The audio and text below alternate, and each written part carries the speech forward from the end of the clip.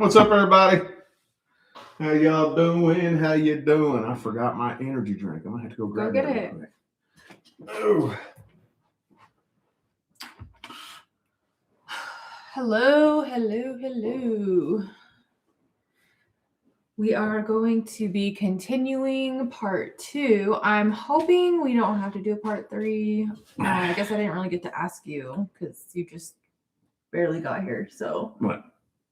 Are you wanting to do a part 3 today, or are you just wanting to do a part 2? Because if you only want to do a part 2, then we need to cut it. I don't know yet. I mean, I'd kind of rather know. I wouldn't imagine that it would get to that point. I don't think. We'll keep letting it roll, and if it looks like it's gonna keep rolling, then we'll talk about it. But because we're at 56 right now. So total or for right now. So 56 including the ones we already did, or 56 more? 56 including, because we stopped at 25. Okay. Or no, sorry, we stopped at it was basically 25. Oh yeah, never mind, because I did some spaces in there, so there's some blank spots, but there's basically another half of what we did earlier. So I'm wondering if you wanted to do, because if any more come in right now, we're probably going to have to do a part 3 because you're going to get drained, because that's about 2 hours right now. So I didn't even get to ask you because you've been sleeping. I don't know. I'm still waking up. Well. Oh yeah, Deb, I need your question, please. I didn't get your question.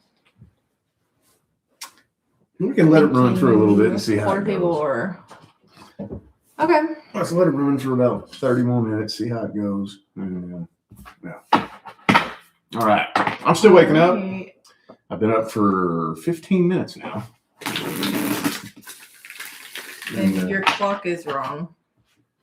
You thought it was like 3 minutes when it was like 4 o'clock. No, I literally had my eyes. There was a little timeline jump because I'm real picky about time. So I'm sitting here watching the time. I'm trying to finish this video on Instagram that I'm watching. And I look and it said 3:58. And then she texted and said, "Are you coming?" Like 10 seconds after I saw 3:58. And I look and it said 4. And I'm like, oh my God, fucking time jumped. Yeah, here I come. I had to jump up. But anyway.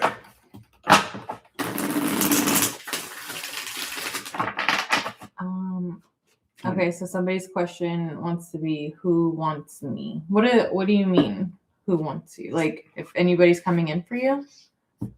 Like, if there's any potential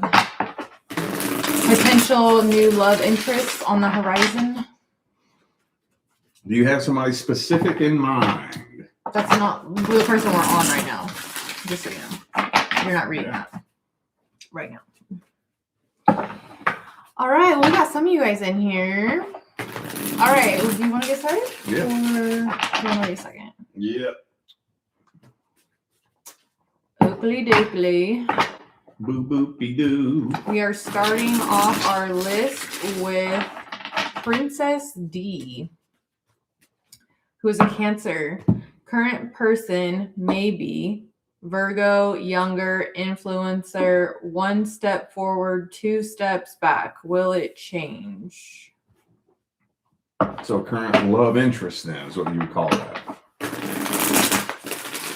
Now let's see if there's a soul contract. I always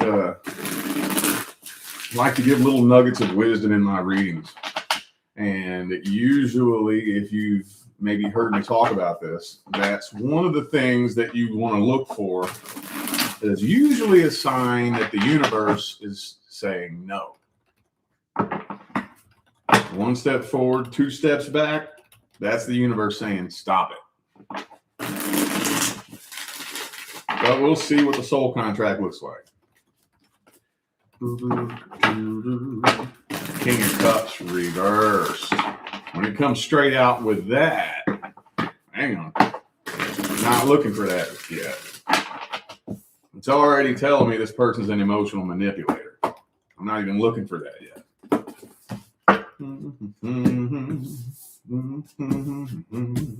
Ooh, okay. So this is either a lesson or a test. One of the two. I don't know which one. I'm going to leave that up to you. I know it kind of seems like we should do this, but you don't really want to conflate lessons and tests. The difference is a lesson is a brand new experience. I've never dealt with a person like this before, never been in a situation like this before, never been in this environment before. Nothing about this person, this situation, or this environment is anywhere near the realms of my familiarity, right? That's a lesson. That's going to play itself out no matter what you do at some point in time or another in your life. You're not going to avoid it. The way it works, though, is that first you're given the lesson and then you're tested on it.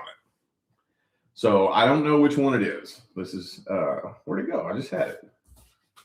Oh, boom. This is a lesson or a test. Either way, though, not really somebody that serves your highest good, not somebody that has solid intentions, but you need to be the one to be able to see that. I can't just tell you that.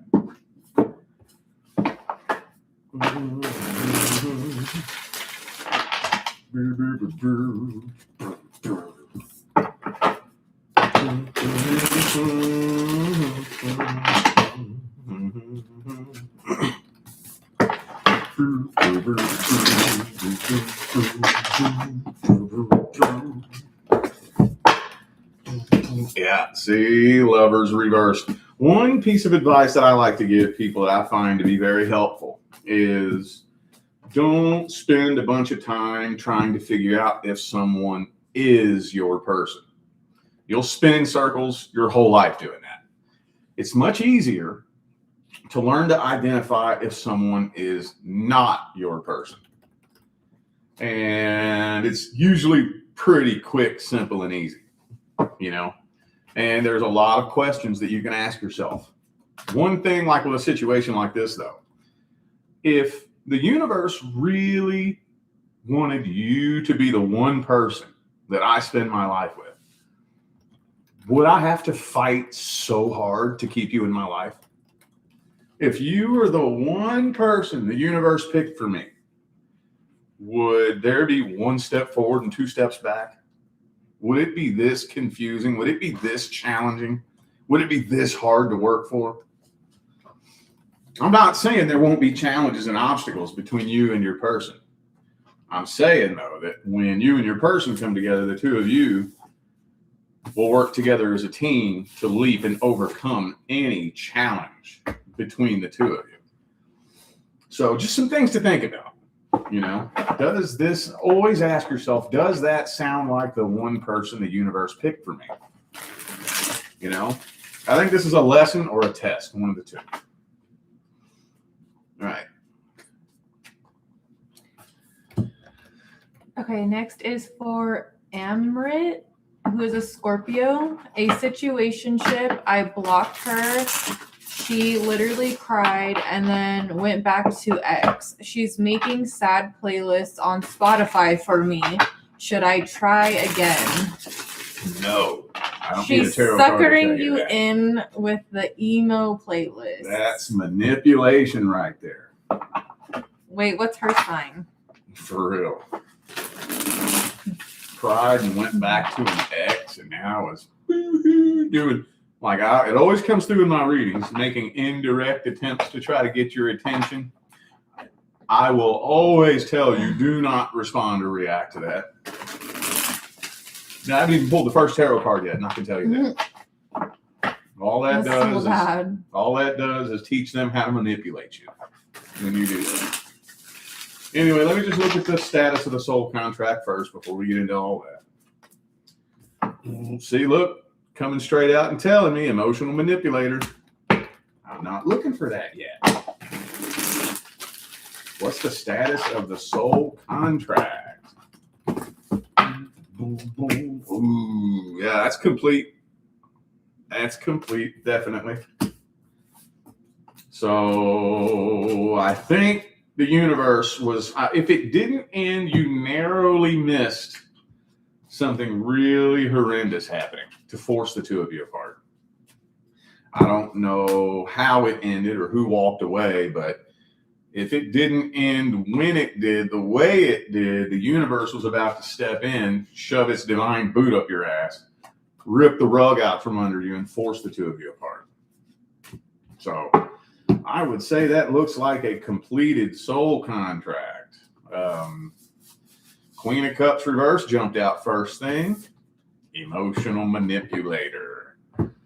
Let's see what else wants to come through.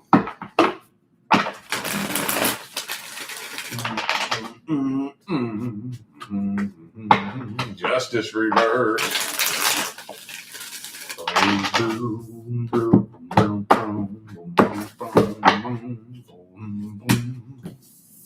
Well, and this goes into what I always tell you with the Hierophant here. I can tell you until I'm blue in the face that you're dealing with an emotional manipulator. And if you play the same game you've been playing, you're going to win the same prizes you've been winning. If you do what you did last time, you're going to get what you got last time. But you need to see that for yourself. Nothing is more important than you knowing why you shouldn't try it again. Do you really fully comprehend the advice that I'm giving you? If you don't, I'm not mad at you. I'm not upset. If you think I'm the biggest dumbass in the world, I'm full of shit, I don't know what I'm talking about, that's totally cool. I'm not mad at you. Go do it then. Go do it. I tell people that all the time. Go do it then. Go do what feels right to you. As many times as you need. I don't care how mad you get at me. I want you to learn. I want you to understand how to deal with situations like this yourself. So it depends on what you mean by should I. If you ever expect this to work out, no, you shouldn't. But if you haven't learned what you needed to learn, then yeah, you should.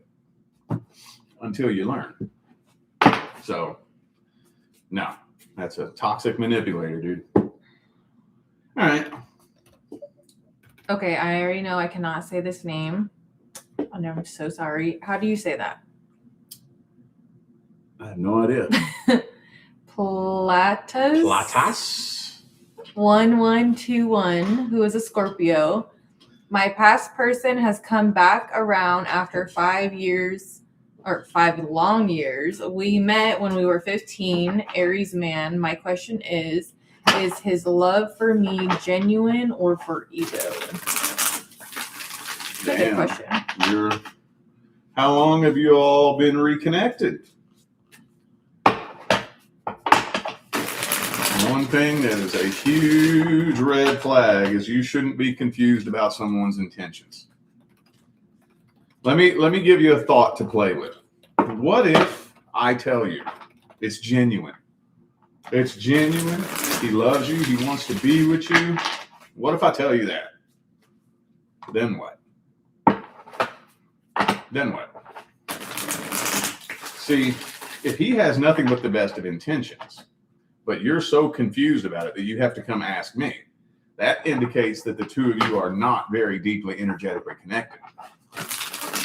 So even if I tell you that, that'll make you feel better for a couple of days. But if that energetic connection isn't made, it's not going to fix the problem. It could make things worse.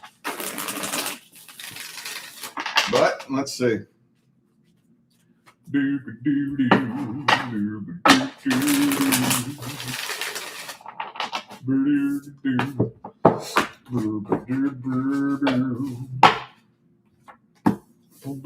Emperor reversed, Aries reversed.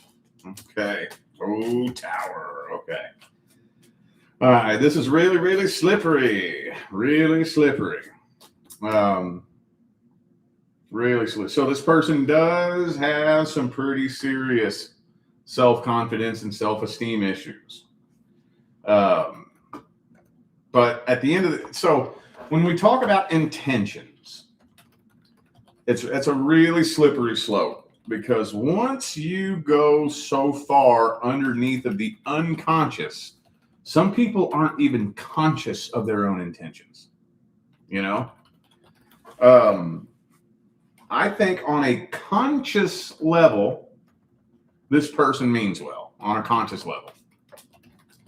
On an unconscious level, though, I think that this person's intentions are very misguided, but it's not coming from a place of malevolence, but it's very misguided. It's still coming from a place of being very lost, broken, confused, insecure. But I don't think this person's head popped off the pillow in the morning like, how can I manipulate you? I don't think it comes from a place like that. So that's where the lines get kind of blurred, you know?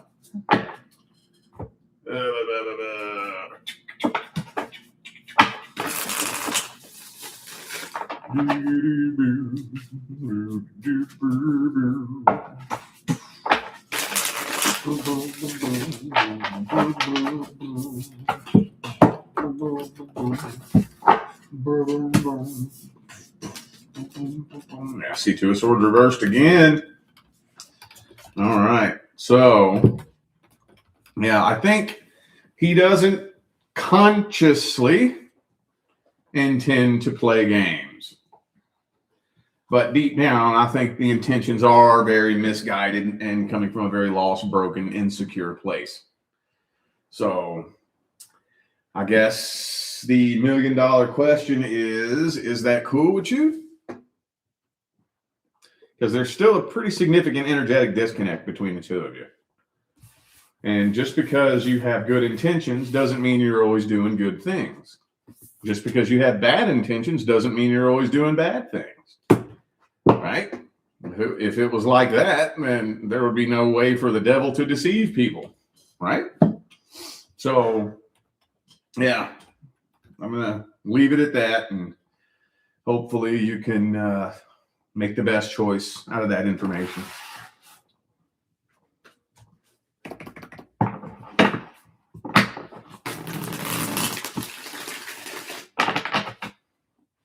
Are you awake yet? Getting there. What flavor did you get? Orange Kiss. Oh, you're cheating on me? Just kidding. Kissing your orange drink. Yes, goofball. I don't know how I feel about this one anymore. Did you like that one? I couldn't remember. It's good when it's cold, but once it starts to get warm, it's kind of like medicine.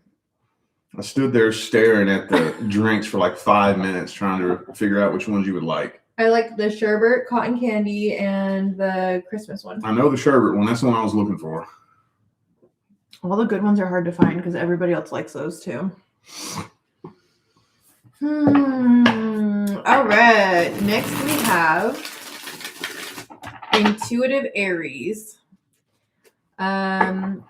It says reconciliation or closure between Lindsay, who is a Gemini, my ex-wife, and myself. 3 years divorced. Great co-parents. After our split, it never seems one of us can just completely walk away. One always dips. Universe throws curveballs. Seems not only us, but the universe doesn't want to allow it. More lessons are showing what's meant to be. She is with another man now, but now that she's pushing for space to pursue that more, the energies are all in the air. Seems like stability is slipping on spots of growth. Just feels like it could go either direction. Like we played house without trying to be more for over a year. I broke my back in Father's Day of 24, and she dropped everything to be with me in the hospital and help me get better. Then just recently was hospitalized, and she took me in for a week again while with a man. Oh my gosh. And it's just hard for me to feel that energetic bond build, then be forced to stop once it gets so strong. She fears losing the friendship we have now by trying a relationship again. Just feel the universe is either still teaching us or we're meant to be. So basically the question is, if they should reconcile or if they need to have like be done. Well, Basically, yeah, like it really depends on what you mean by meant to be. That's a slippery phrase. I like to use the term divine life partner. I just came up with that. I don't know if anybody else uses that. Throughout the course of my career, I have done approximately a total of about 15,000 tarot readings, somewhere around half of which have been personal readings. Let's lowball it and let's say 6,000 or 7,000. You know how many readings I've done regarding people dealing with their actual divine life partner? That I can remember off the top of my head, 5. 4 of which they had been together multiple decades. That's how long it takes to fuck that up so bad that you have to come see me. Oh Lord. I'm not saying it's impossible. I'm saying that the likelihood that you're going to need to come see me when you're dealing with your actual person is possible, but it's astronomically slim. Astronomically. You're probably more likely to come here to Vegas and go downtown and win $10 million at the Luxor than you are to need to come see me when you're with your actual person. But that doesn't mean we're not dealing with a really important soul contract. So that's what I want to look at.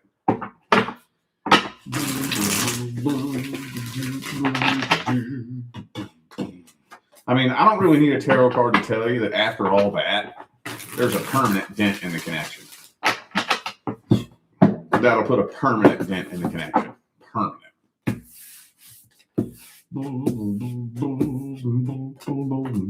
So, no, you're at this place. There's a lot of codependency energy in here.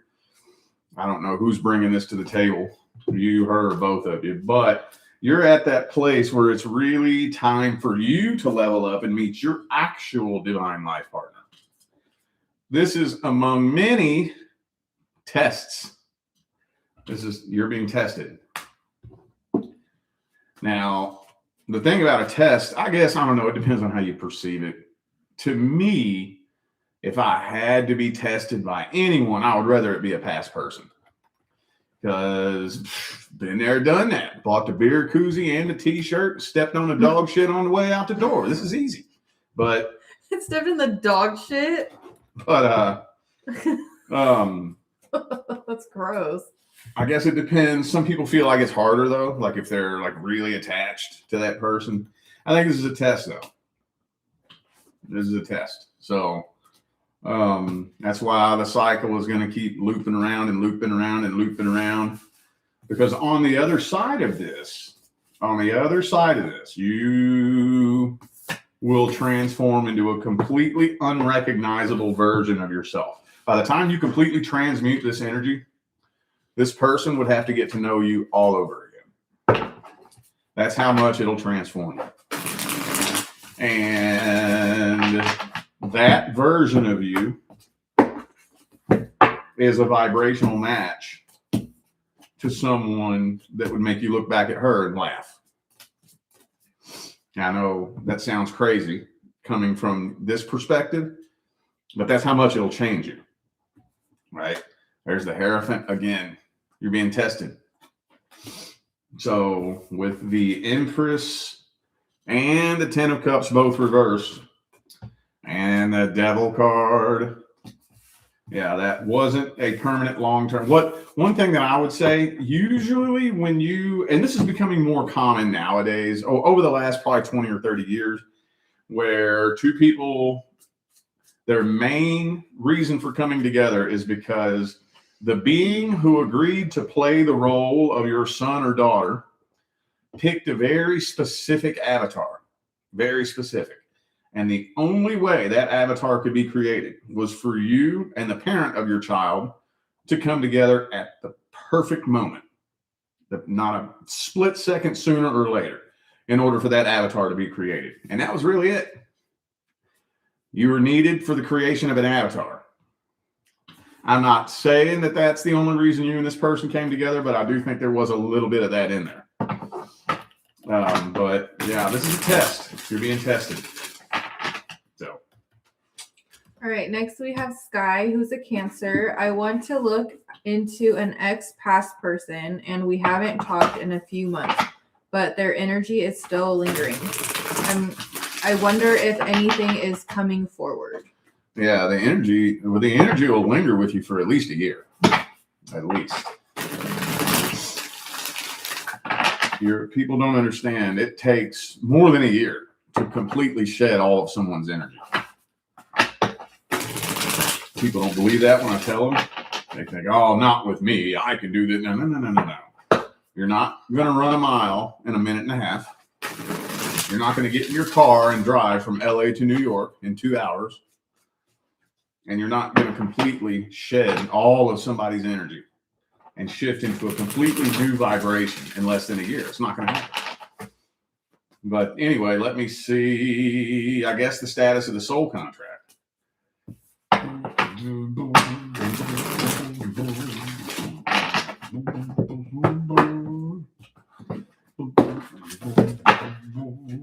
Yeah, 8 of Cups. Complete. So there is no unfinished business there. You walked away because it was time to walk away.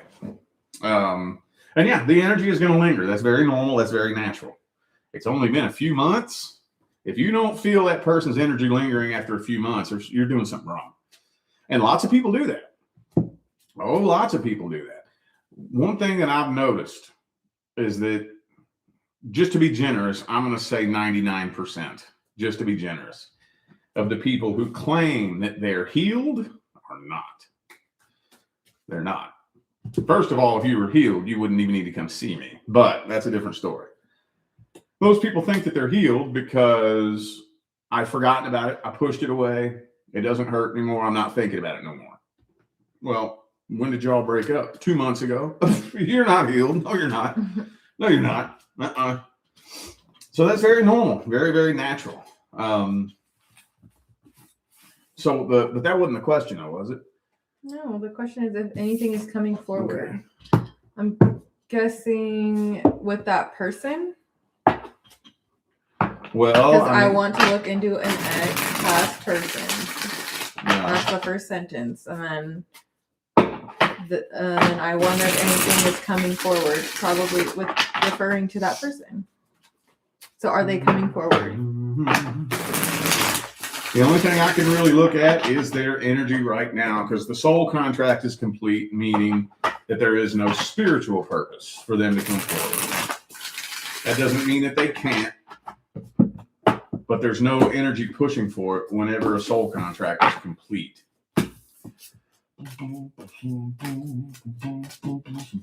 I think this person's too scared to come forward.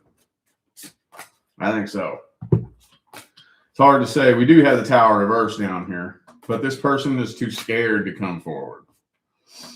You know, I think this individual wants to put on the front and the facade like they're moving forward and forgetting about this. You know, most people do that. Most people pretend, you know, especially hoping that you're watching, that, you know, they're getting over it and they're just having a good old time. And of course they're not.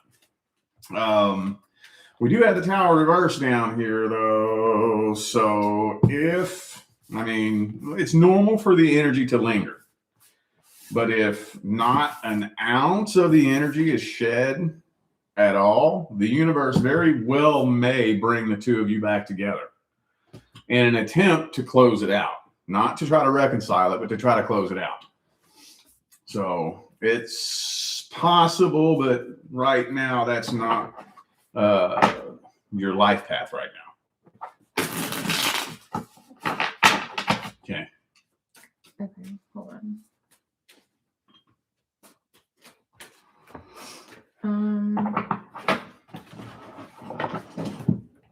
Okay, next is for Julie, who's a Libra. Will I have any love relationship that are long lasting in the near future?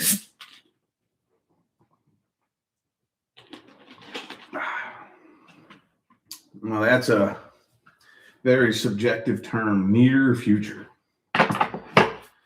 All I can really tell you is what's due to come in next. It depends on what you mean by near future. Some people, when they say that, they mean in the next couple of weeks. Some people in the next couple of months. I've had people come to me and ask about the near future, talking about any time in the next 5 years.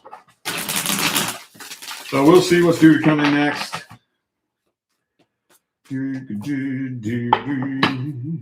Strength.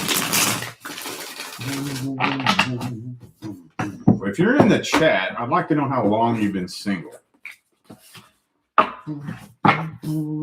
Because part of your path is building strength. That is a part of your path. So all I can really tell you is there is a part of your path that is intended to be a solo journey.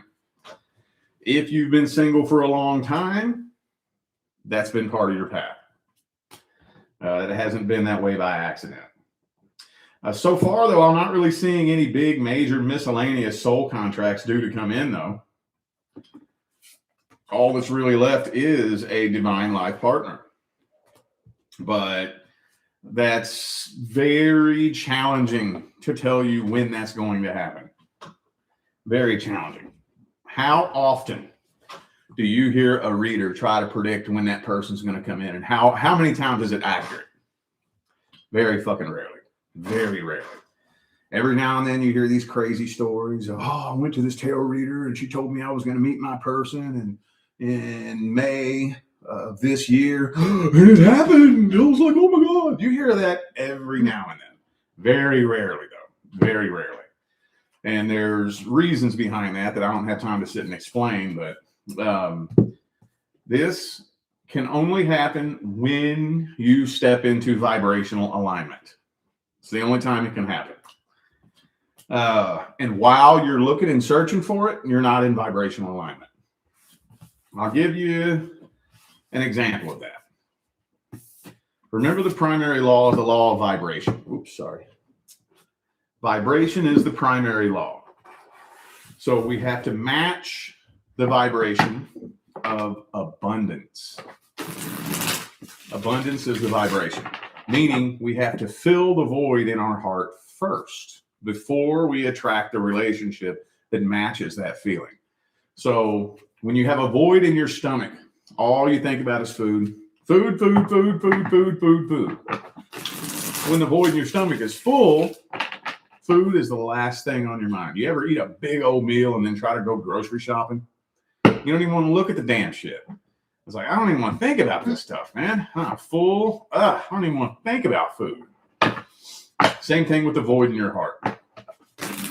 When the void is in your heart and it's empty, all you think about is love, love, love, relationship, sex, intimacy, cuddling, love, love, love, love, love. When the void in your heart's full, though, that stuff drops on the priority list. Right? You know what the difference is between the void in your heart and the void in your stomach? The void in your stomach is real. It's physical. It's tangible. That's why it has to be filled from the outside in. But even that's temporary. Even that eventually turns to shit, doesn't it? The void in your heart is energetic. It's not real. It's an illusion.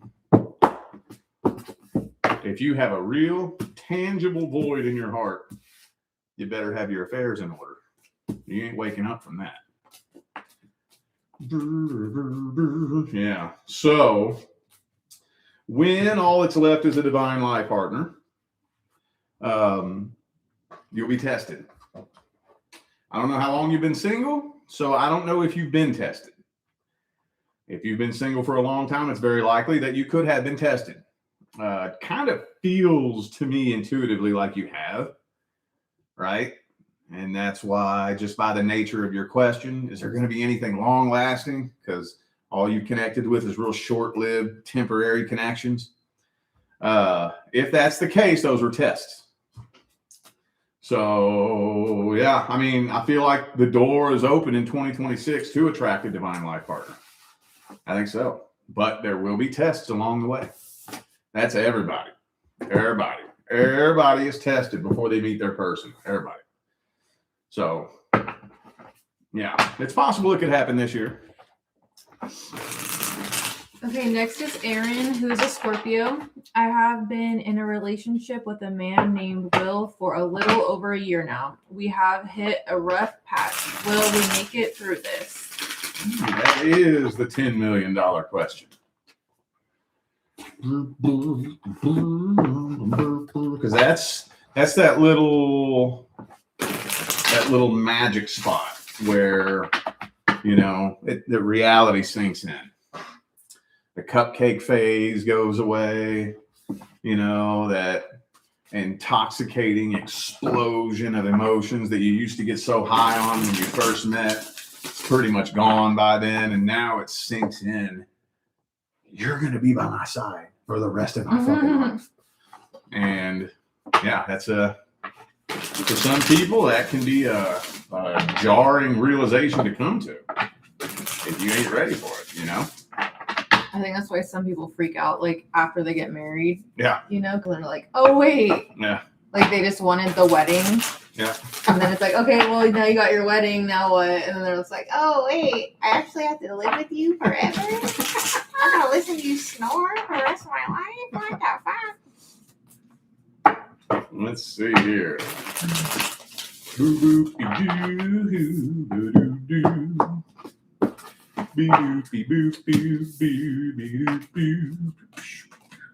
Well, 8 of Pentacles. It requires whether or not both of you are willing to do the work.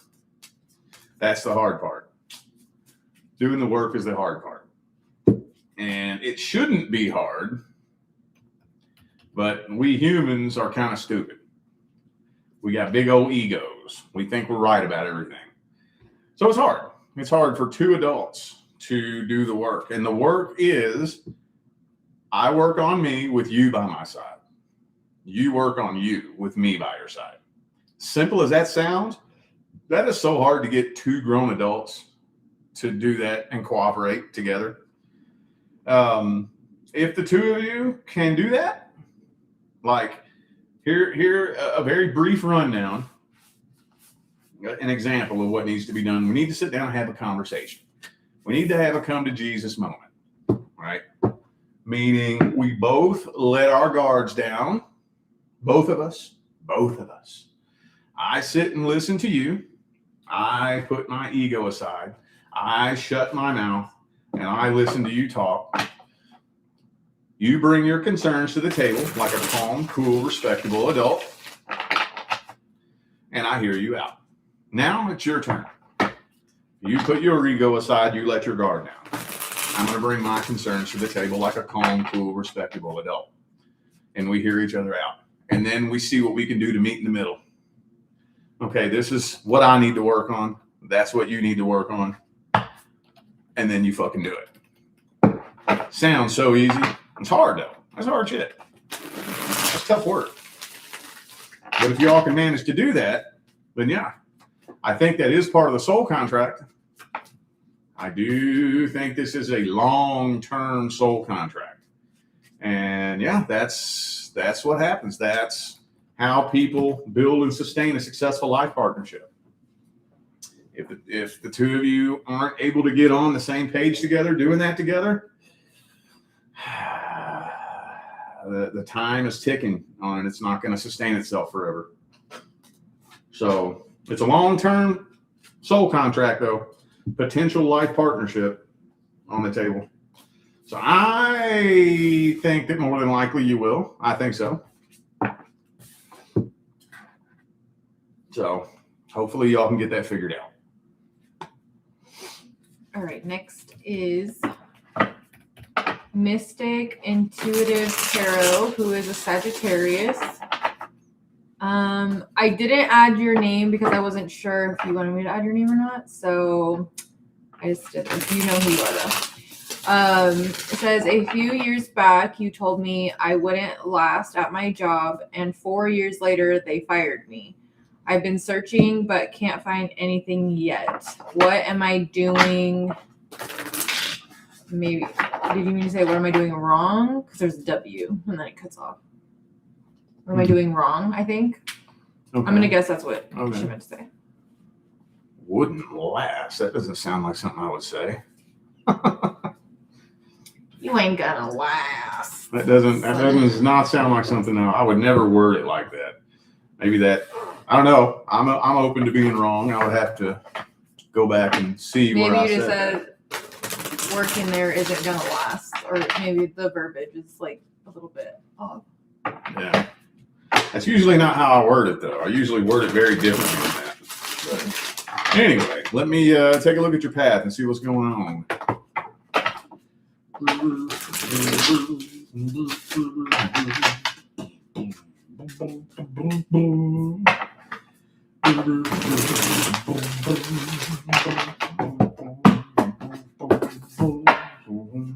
That's what I thought. That's what I thought. You ain't doing nothing wrong. The universe is not a dum-dum. It has you right where you're supposed to be. And I know that can be so hard. That can be so hard. But when you're doing everything you can, and you know, you can tell yourself, I'm doing everything I can, and it still ain't working, it's because it's not supposed to work. That's the universe saying, no. And oh, try as you may, kick it into high gear. The universe is like, no, ain't no door gonna open. You're not doing anything wrong. You are being prepared for something a little bit different. You do have the Ace of Pentacles. I had to really, really dig for this. But I think that what it is that you're being prepared for is a little bit different. All right? High Priestess, you very well may have a higher calling. You very well may start to be put into a position where you're self-employed, potentially. I think that's what it's going to end up as. Even if you do end up getting a door to open where you're working a job, that'll still be a temporary stepping stone. I think you're being prepared for a higher calling, a much higher calling. But I don't want to get too descriptive on that because we are moving into a very new financial world where most people are self-employed. You know, it's going to be a very different world that we're moving into. But no, you're not doing anything wrong. The universe doesn't want you to get comfortable. That's the thing. When you're on either you're on a path the universe doesn't want you on, or you're being prepared for something. The universe is not going to let you get comfortable where you don't belong. Let's see what else wants to come through. Yeah, that darkness hit quick, didn't it? Its sun's going down now, yeah. Dip down over that mountain like that. It's not there yet. It's going, there's a cloud. That's what it is. But it will be hiding soon, so.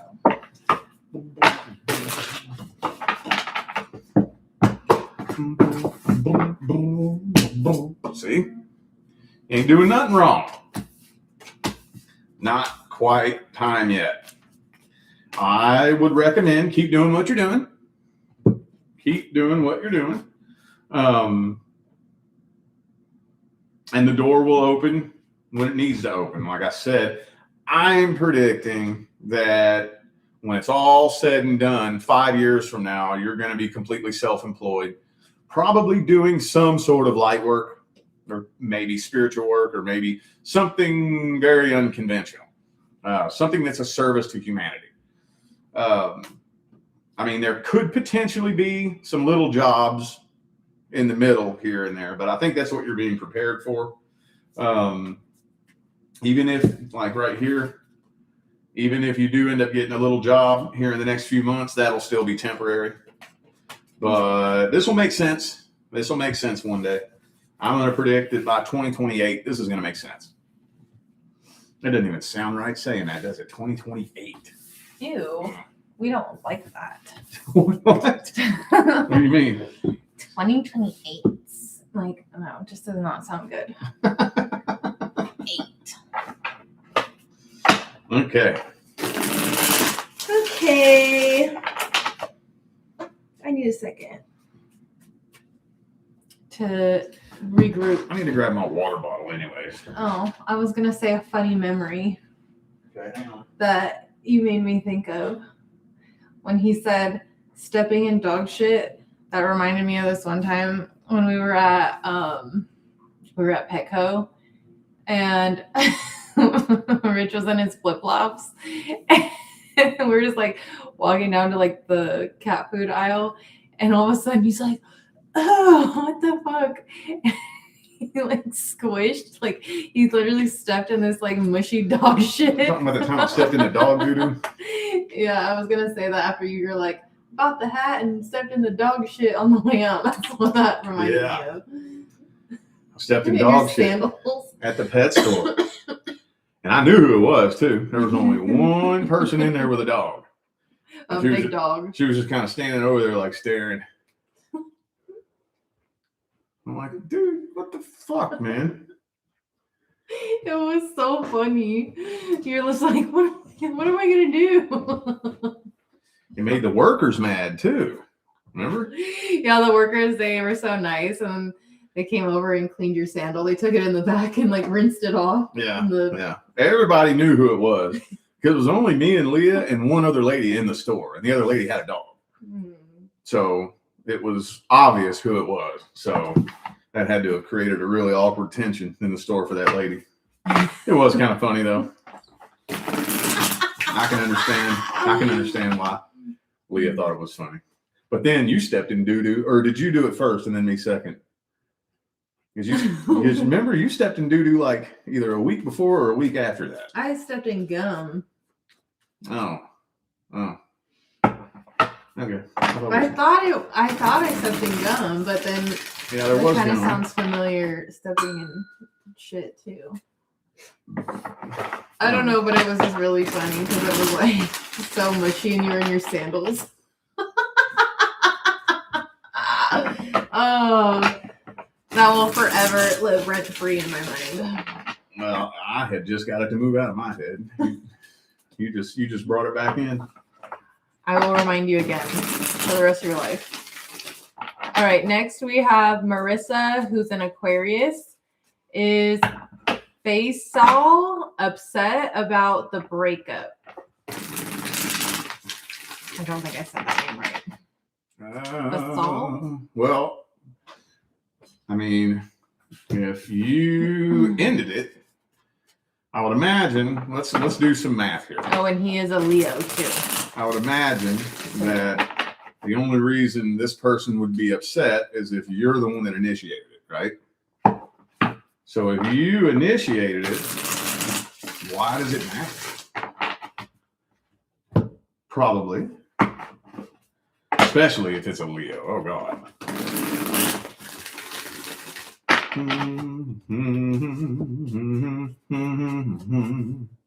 Oh yeah, if you broke up with him, he's big but hurt. Oh, yeah. Leos don't like that. I gotta tell you something funny too after we're done with this video. But Leo, remind me. Leo card in the reverse. Well, I mean, I do think he feels a really strong feeling of unfinished business and is definitely holding on to a victim mentality. I don't know. I don't really see any really strong feelings of anger, though. I think that what he's really trying to do is really hold himself together to try to be the bigger person and flip it onto you. I think that's what's going on here. I think he somehow, and I got to word this carefully because I don't know the details of the situation, but somehow, some way, trying to silently, how do you say that? Silently get the energetic upper hand so that it flips it onto you so that you're regretful. So like if you're the one that ended it, he wants you to feel like you made a mistake, if that makes sense. She said that she had to break up with him because he was being distant. So deep down, yeah, I think he's definitely holding on to a victim mentality. But wants to flip it on you so that you're the one that's regretful. If that makes any sense. I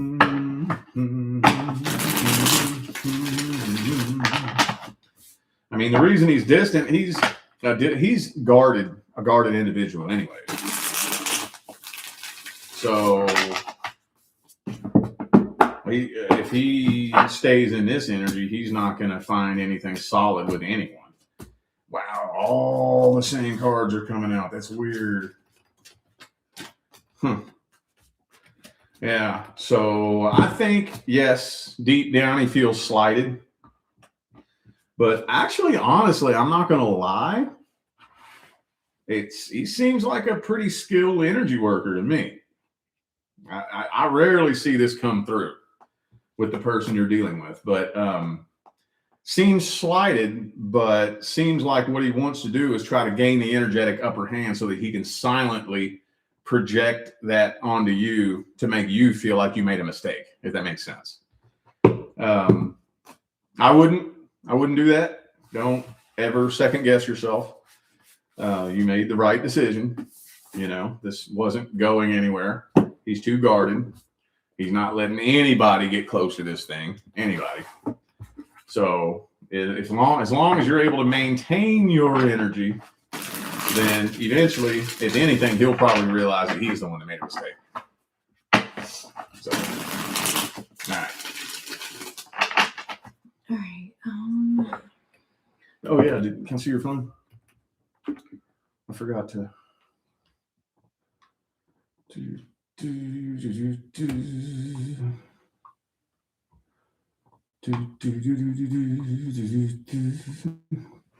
There you go. Turned them on.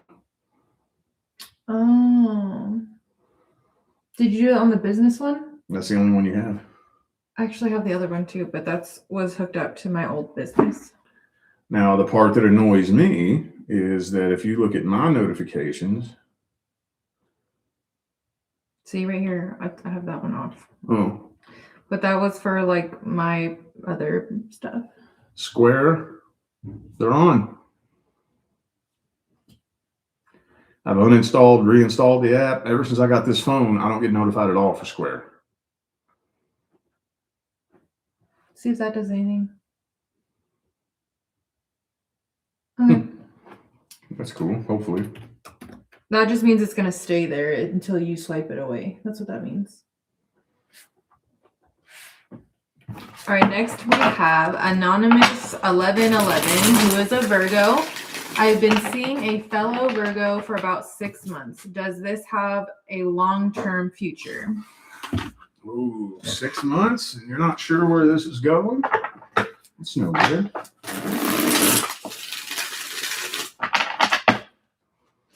You love that thing, don't you? I do. That's pretty cool. Yeah. That thing is literally my favorite.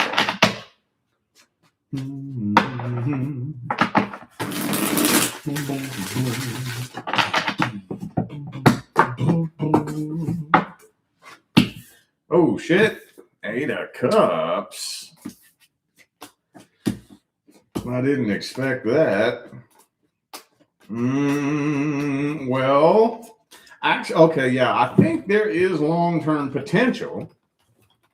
There is potential, but you all are kind of stuck at a standstill. See, a life partnership isn't what the movies have brainwashed us to believe that it is. The way we were all raised is we saw the movies, and then the two people come together at the end, they kiss, and then the credits roll and it says happily ever after. So, from that point till death does them part, we got to fill in the blank spot in our mind. And we're the ones that's the way we were inadvertently brainwashed into assuming what a life partnership is supposed to be like. It's work. And it's a leveling up process. Even if it's just a little bit. As long as there's growth happening, but the two of you are mirroring each other energetically is the best way that I can put it.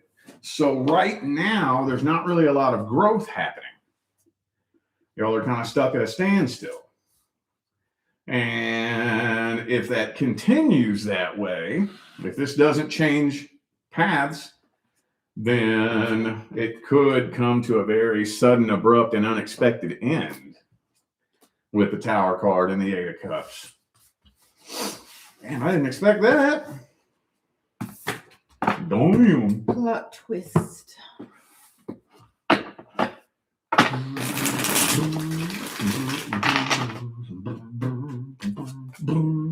Seven of Swords reversed.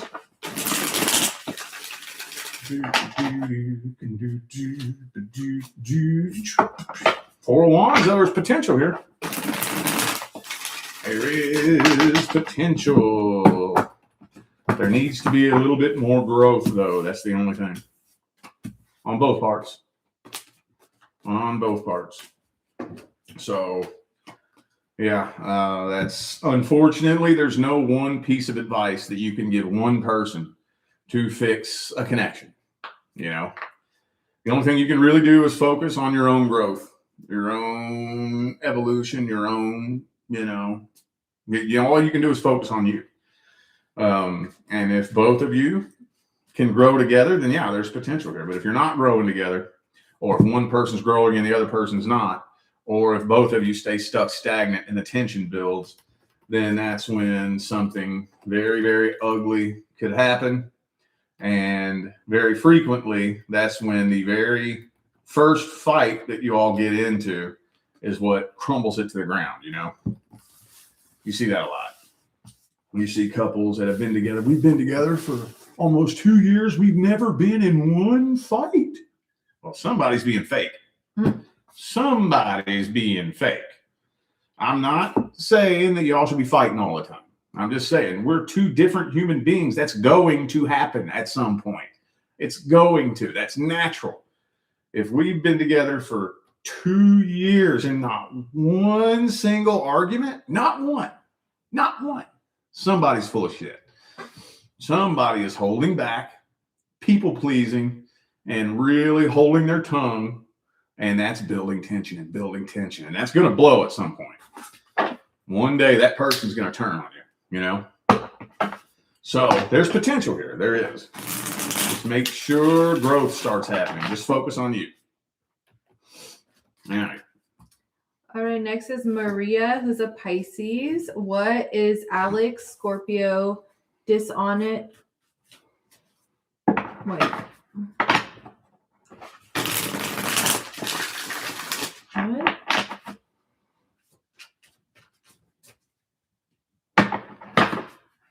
Yeah, that's a really confusing question. Wait.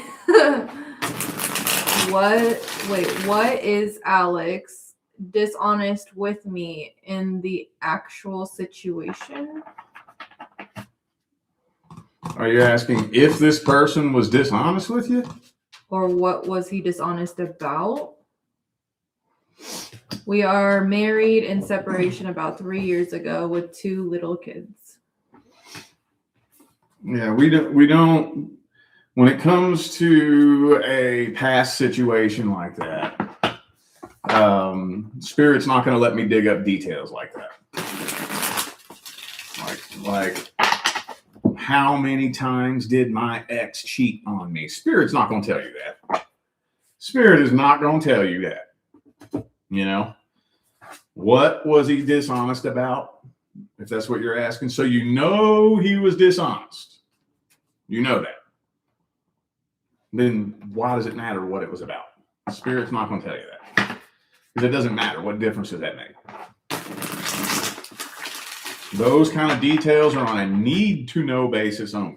And believe it or not, 95% of the time you don't need to know.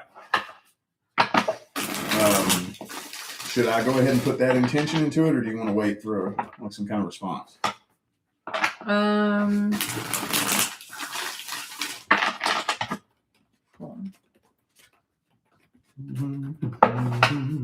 you saying that you can't read that? I'm not I can't tell you what he was dishonest about.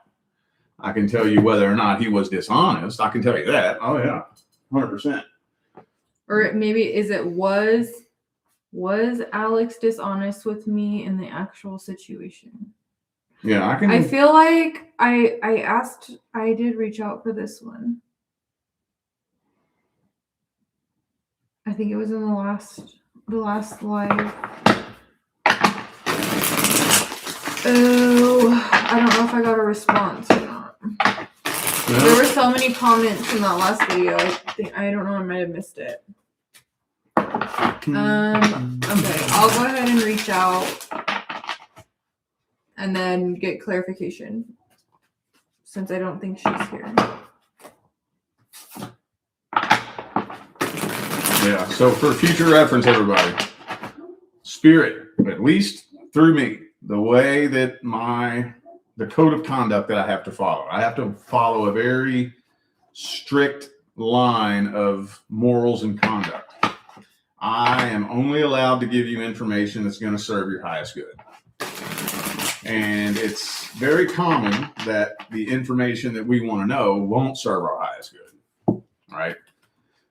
You know, it's most of the time, most of these things that we think we want to know, you don't want to know that. It'll hurt you more. It'll piss you off more. It'll make you spiral further into a pit of anger, depression, resentment, which will eventually just end up tying the two of you tighter to the karmic wheel. The most important thing in these times right now is that we get off the karmic wheel. The karma game is like a big universal casino. It's rigged to work against you. You're not going to beat it. You're not. You're not. The more you play, the more karma you're going to create. And, you know, you create 4 contracts in one lifetime. You come back in the next to work on those 4. Not only do you fuck those up, but you create 4 more. And it just grows and grows. It turns into a big snowball. And the only way off the karmic wheel is the same thing you have to do at the casino. Step back and say, okay, I'm done playing, and leave. It's the only way off the karmic wheel.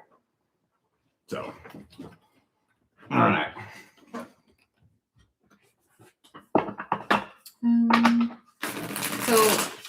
Okay.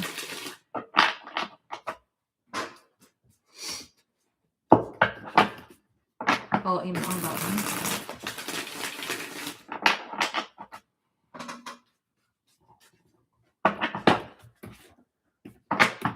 Okay, Victoria, who is a Pisces. Pisces here. When my husband Aquarius comes back home this upcoming September or October, be on a positive path in life and no longer toxic. Are you asking if it will be on a positive path? Is that what you mean? That's what I think that they're trying to say. Will he be on a positive? We do not know.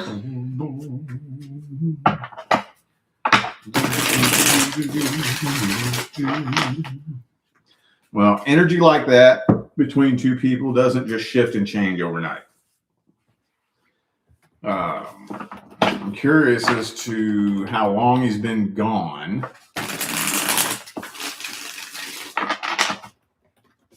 What is it that he's out? Is he in the military, or is he a truck driver, or?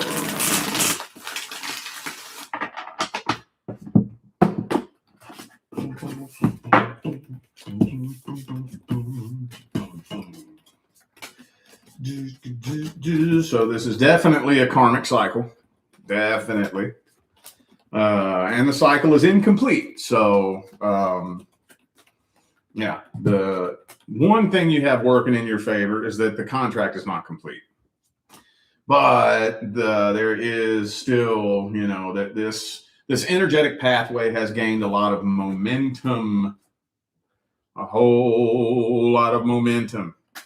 And to change the trajectory of that energetic pathway is a slow process, very, very slow. I'm not seeing very much energy changing with this person. Plus, you're dealing with a fixed sign. Fixed signs, I mean, change is slow anyways. But with fixed signs, it's even slower.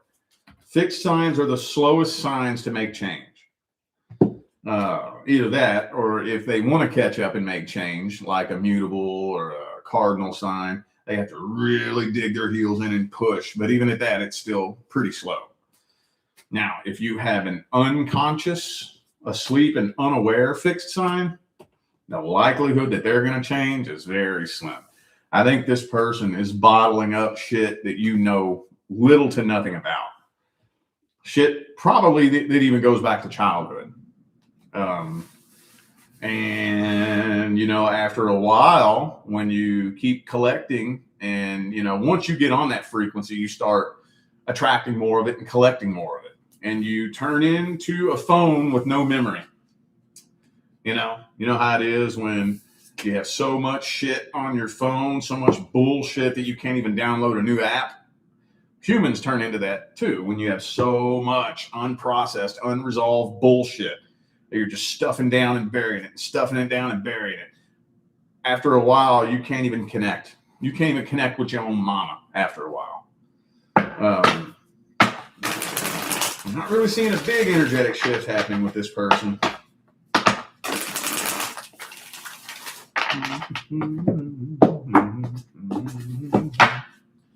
But in order to shift from a toxic to a positive timeline, both of you have to make an energetic shift. That's the tricky part. There's the karmic wheel again in the second spread. Both of you have to bring a new energy back to the connection, right? So the only thing you can really do is you make sure you're focused on the highest timeline. Either A, he'll follow suit, or B, the two of you will separate by way of universal law, or you'll spin around in a circle, right? So, yeah, this is a little bit tricky. I'm not really seeing the biggest energetic shift happening here. Not seeing the biggest. I would really advise that you take control of the energy of the situation. You take the highest timeline, whatever that timeline may be. He either follows you or he doesn't. Ugh.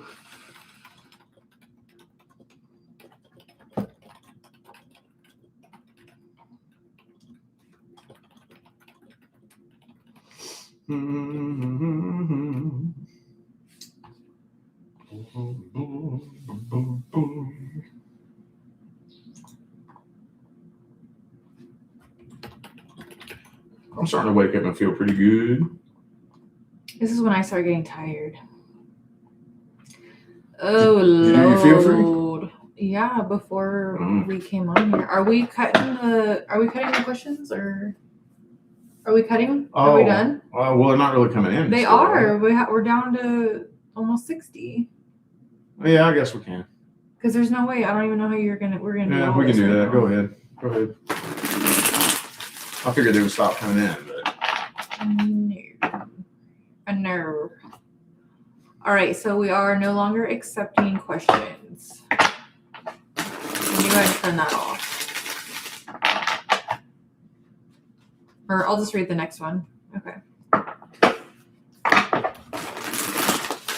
Okay, Austin, who is an Aquarius. I met my divinely aligned partner recently, and I'm going to be seeing her at work tomorrow night. What's the overall energy looking like?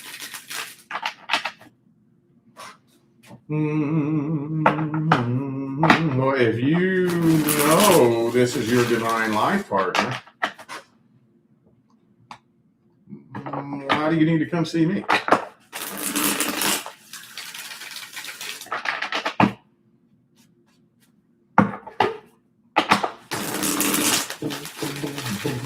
When you meet your divine life partner, you don't need to question what the energy's looking like.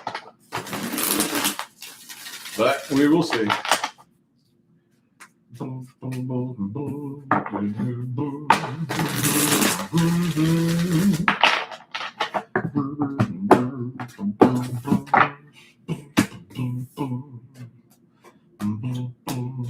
Whoa. Okay, so there are lots of hoops that you all are going to have to jump through together. Right? You will be challenged together. There will be obstacles between the two of you. There's a lot of, how do you say it? A lot of obstacles that the two of you are going to have to go through together. And that's what's going to determine whether or not the two of you do build a successful life partnership. So that's the place that you're at right now. I don't have the card that would tell me that this is your divine life partner. I'm not seeing that, but either way, whether it is or it isn't, you see, eventually one of these days when humanity really wakes up to their true power, that old game that we used to play as humans is going to be no more. You can build a life partnership with anyone you want, really. But there's going to be a lot of challenges and obstacles for the two of you to work through together. So that's kind of where you're at right now. You could look at it as some people like to say that it's tests. That's one way to look at it. I personally don't perceive it as tests, but you could look at it that way. But there's still a whole lot of getting to know each other that you all are going to have to go through right now. They say the reading is purely for fun. So it's probably not that serious, I guess. I don't know.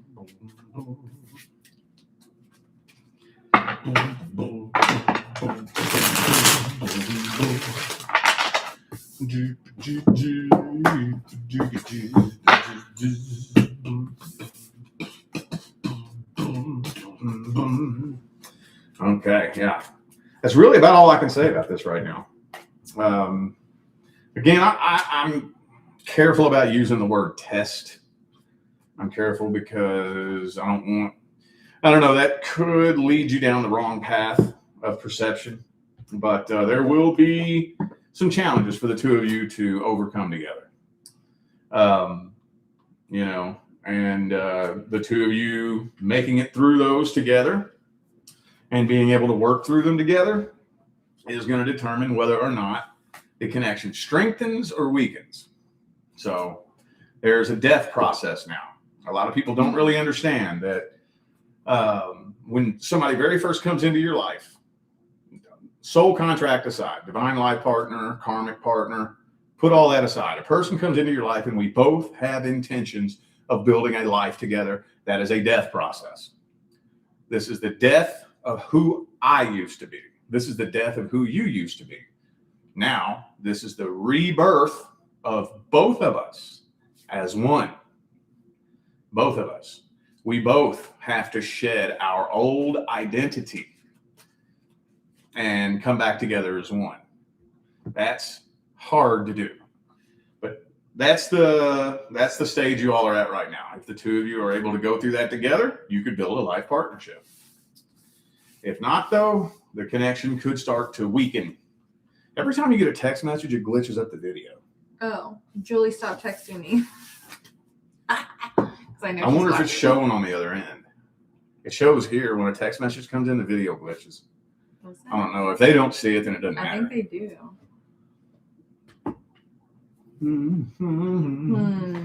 Are we glitching? Huh? I'm asking them if we're glitching. Not right now. I'm asking them if they see us glitching. The person said, I literally saw the death card over and over and over for like a week straight with my own deck. That's crazy.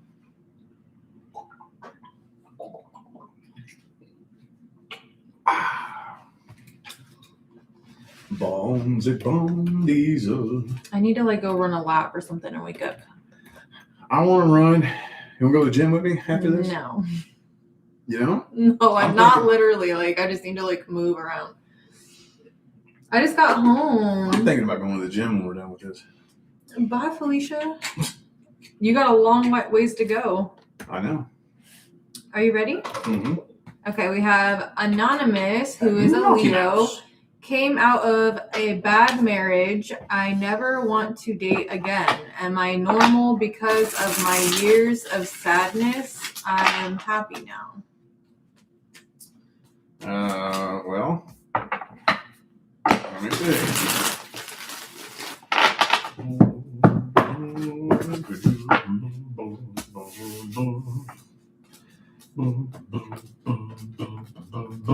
So the question is, are you normal? Was that the question? There's no such thing as normal. Is it normal to go through years of sadness? Absolutely, 100%. You get out of a bad marriage. If you step out of a toxic marriage and you're happy and flitting around the planet and shit and rainbows, there's something wrong with you. There's something wrong. You're a sociopath. If you step out of a toxic marriage happy, you're a sociopath. That's fucked up.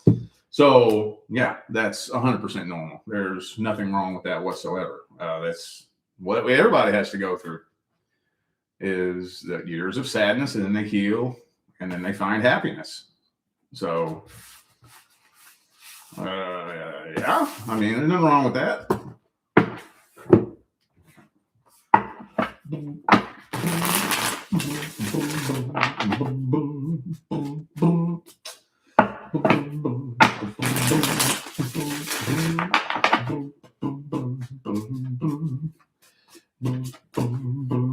Yeah, there's nothing wrong with the path that you're on.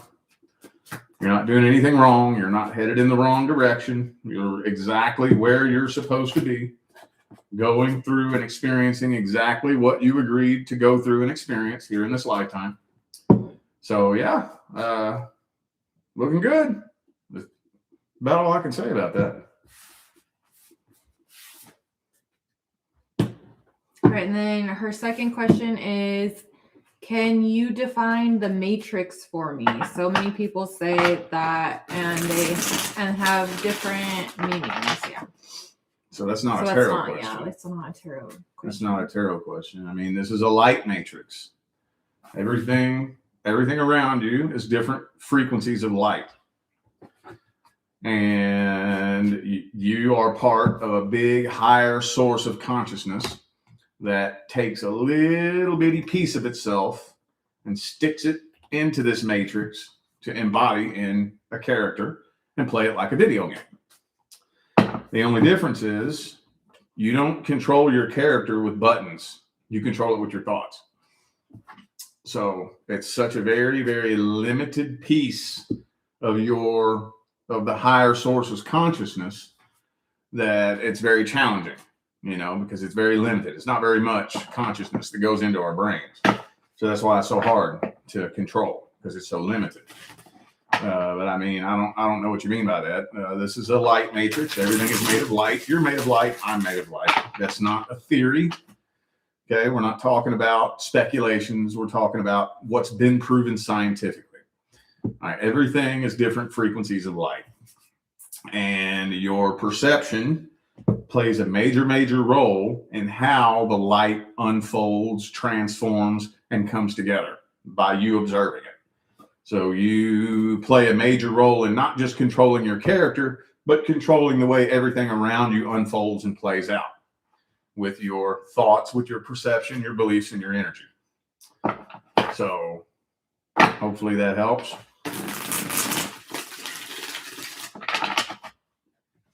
Okay.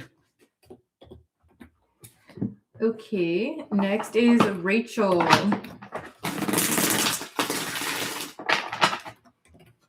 Who is a Virgo.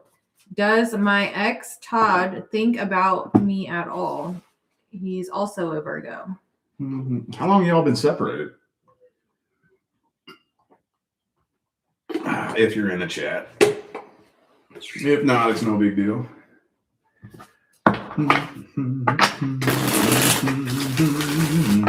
Almost a year. Guarantee you guys.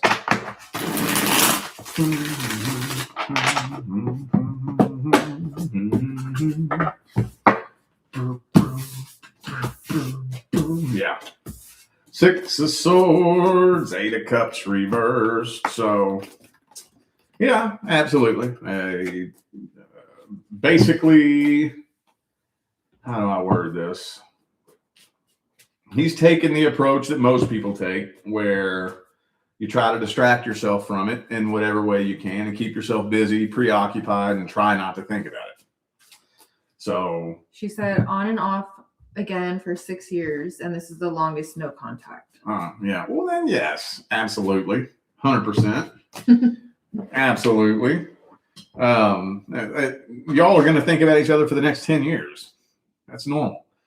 But he's trying to push it away, trying to stuff it down, and trying to forget about it, and just trying to let go and move on, you know. But yeah, absolutely, 100%.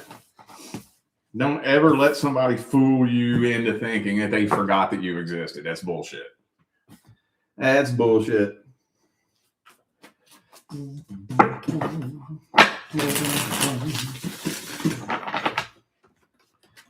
He's trying to separate himself from this emotionally, trying to bury it, stuff it away, forget about it. All the same cards keep coming out. I think there's a part of him that kind of expects a reconciliation attempt too. You know, you've been on and off for that long. You know, I think there's a part of him that's still thinking, oh, well, we'll be back together eventually one of these days. So right now, though, he's trying to just forget about it, not think about it, you know. So, yeah, absolutely. Y'all are on and off that long. Y'all think about each other for the next 10 years. That's normal.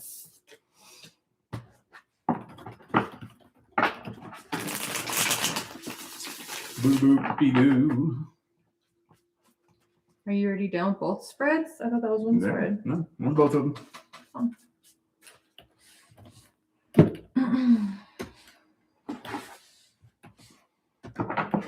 Okay, Anonymous 1158, who is Aquarius. Do I have any tests before I find my divine partner? Have I met him yet? And any other advice pertaining to me on this? That's a bunch of questions in one. We got to focus on one. I can tell you that if you met your divine life partner, you would not need to come see me. I can tell you that much. I can also tell you that, yes, you have tests before you meet that person. Everybody does. 100%. But I'm not going to focus on that because everybody is tested. What I need to look at and see is if you have any other soul contracts due to come in. Let's talk about that first before we talk about being tested.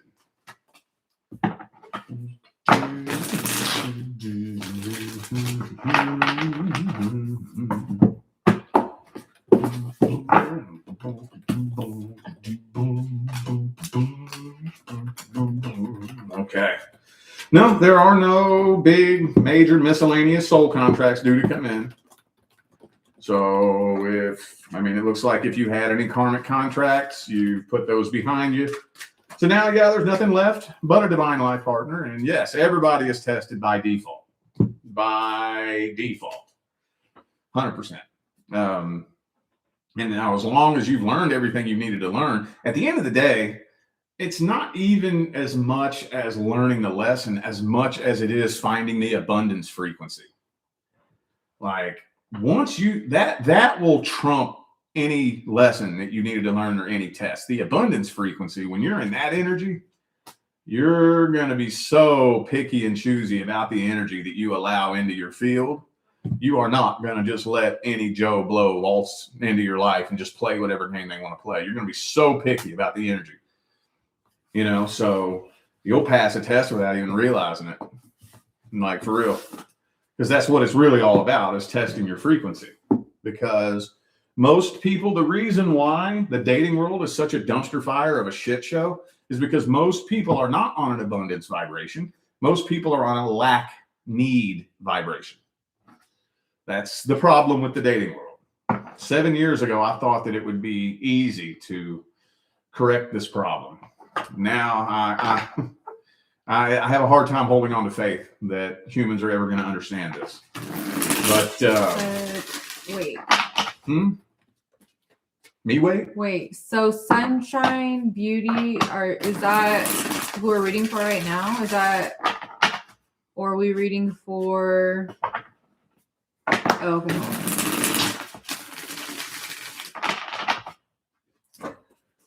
okay. Okay. She said, the person we're reading for right now says, I guess I want to know if I have any other people I need to meet and have a relationship with prior to meeting my divine partner. That's what we're looking at. I already talked about that. Oh, okay. So no, any big major miscellaneous contracts like karma or anything like that? No, not really. Not really. So that means that you'll be tested. The next person, most people are tested more than once. I can't off the top of my head think of a time where I've heard where somebody who has met their person was only tested once. I'm sure it's happened. I just can't think of it. Most people are tested more than once, multiple times. And like I said, it all comes down to the abundance frequency. That's what it all comes down to. And that's the problem in the dating world today. Most people are not on a vibration of abundance. They're on a vibration of lack and need. You know, if people were on an abundance vibration, they wouldn't be so desperate to be in a relationship. The reason why most people are so desperate to be in a relationship is because they're on a lack, empty, need vibration. And when you're on a vibration of lack, need, and emptiness, you're not going to attract love, happiness, and abundance. You're going to attract lack, need, and emptiness. And that's the cycle. And when you look at the dating world, that's 90% of why it's such a shit show. Like I said, 7 years ago, I was real confident. I was like, man, I'm going to be able to, you know, make fucking waves in the world teaching people how this works. Oh, people just don't understand that. They just don't. It's tough. That's tough. But whenever you step into that energy, you know, that's one of the reasons why they say you'll meet them when you least expect it. It's not just as simple as whether or not you're expecting it. It's why you aren't expecting it. Well, you're not expecting a relationship when you're abundant from within. You're not thinking about it, you know? And when you're abundant from within and there's an energetic mismatch, you're going to be really sensitive to it, and you won't just allow any random energy into your field. And then whenever you finally just step all the way into that energy and say, fuck it, I don't even give a shit. That's when you round the corner, metaphorically speaking, and bump into that person. Okay, she said, do you need to quit the relationship in a test internally, or can you use advice from others and then come to your decision to end the relationship to pass a test? What? Hey, I'm just the reader. That would be energy transmutation when you use stuff from the I past. was like, what? Grabbing wisdom from the past and integrating that moving forward, that's transmutation. That's helpful too. That kind of goes hand in hand with the whole situation. But, you know, as far as just tests, that's not the same thing. Now, as you're tested, you transmute that along the way, yes. But anyway. All right, hope that helps. Next, we have Lorraine, who's a Libra. Are things going to get better at the company I work for?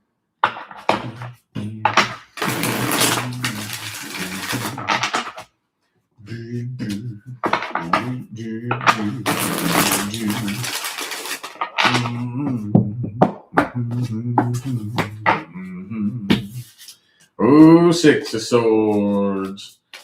I'm feeling like your cycle is coming to a close with the Six of Swords death card.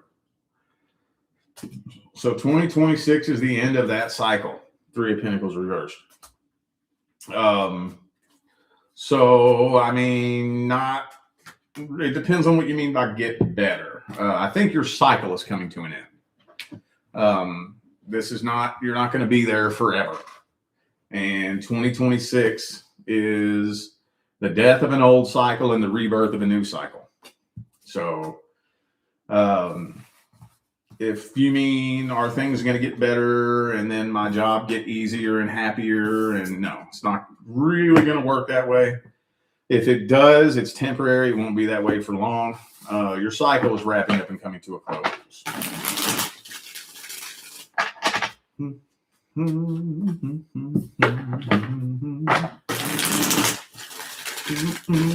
mean, the economy, period, is about to drastically improve.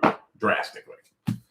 So, you know, you don't need to really worry as far as that goes. A lot of big booms are going to happen in the economy. They're already happening.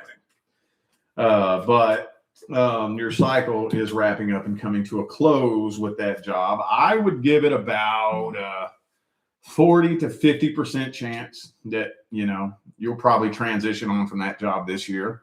Not a bad thing. I'm not saying you're going to be fired and, you know, no. You're going to either make the decision or be divinely guided away from that. If you don't do that this year, I'd give it about a 60 to 70% chance that you're going to walk away from this next year. And it goes up and up and up to the point to where I would shit a gold brick if you're still working there come 2030. Hey, I didn't know you had that talent. How do we get you to do that right now? Do something unbelievable. Do something unbelievable. Yeah. Oh, was that the last spread? Or? Yeah.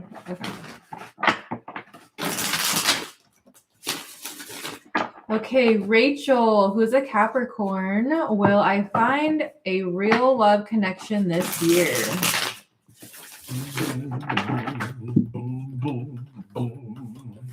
Well, remember the primary law is the law of vibration.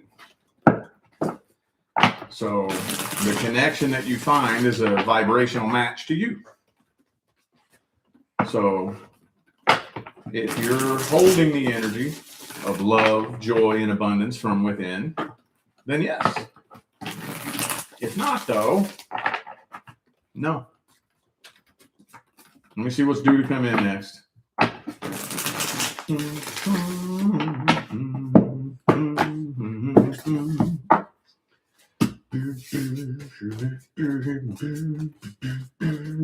Okay. Nothing big, major, and miscellaneous. Wow, I've been seeing a lot of that today. I like that. I can't think of one karmic contract that I've seen due to come in today. That's good. So nothing big, major, and miscellaneous is due to come in. So this is the energy that we're looking for. She said, yes, I am. I don't know what you asked. Yes, I am what? Oh, I don't know. I wasn't listening to you. Anyway, this is the energy that we're looking for. Love, joy, happiness, and abundance. So I think that a little bit of a solo journey is part of the path. Right? So there's nothing really left but a divine life partner. You might be tested a time or two. Very, very likely. Let me see what comes out here. Oh, yeah. Yep. Very well likely, maybe tested. I got to cover that up so they don't poop their pants this time. You might be tested. And don't get it twisted. When you're tested, it's tempting.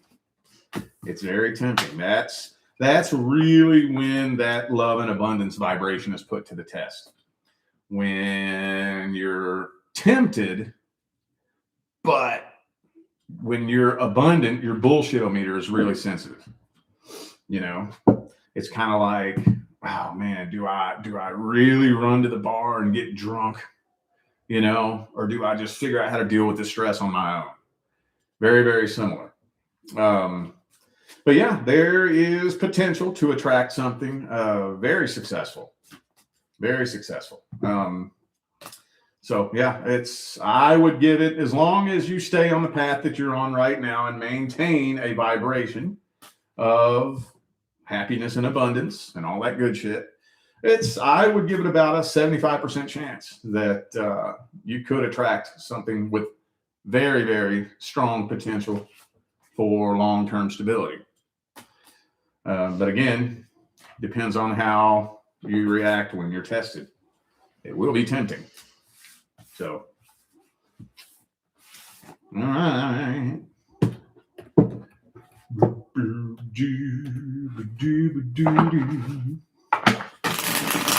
She said the best part is that you just confirmed that I am in a great energy. Thank you so much. That is always good to hear. Confirmation of positivity. All right, Kayla, who is a Cancer, says, what is the true intention of the person I'm dealing with? What is the outcome? He is a current on and off person. Okay, that's 2 questions. What's the intention and what's the outcome? If you're dealing with an on and off person, the outcome is up to you. If you all have been on and off multiple times, you'll be on and off multiple more times. If you keep playing the same game, you'll keep winning the same prize. The intention, though, is a different game. She said the intention is fine. First, let me look at the soul contract. We got to figure out why it's on and off. I want to see if it's the result of a completed soul contract. I don't think so. I don't think it's the result of a completed soul contract. So I think that it's the result of fixed energy. So in order for a reconciliation to work out successfully, both people involved have to bring a new energy back to the connection. Both people involved. Not just one person, not just the other person, not just the one who screwed up, not just the one who has the most issues they need to work on. If the reconciliation is going to work successfully, both people involved have to bring a new energy to the connection. As simple as that sounds, that is, for some reason, difficult as fuck to get 2 adults to cooperate like that, like grown adults. All it takes is one person bringing the same energy back to the table that they walked away with, and it's going to loop back around and repeat the same cycle. I don't know who it is, one, the other, or both of you. Somebody here is not making a vibrational change. Actually, honestly, intuitively, it feels like both of you, honestly. But it doesn't matter. Even if you do make an energetic shift, this person has to rise up to meet you or it won't work. So I am seeing fixed energy here. Are you dealing with a fixed sign by chance? Sun or moon, Aquarius, Scorpio, Taurus, or Leo? Doesn't have to be, but fixed signs are very, very prone to... In Aries. Aries. You know what the moon sign is? That's funny. The Aries card was the overall energy there.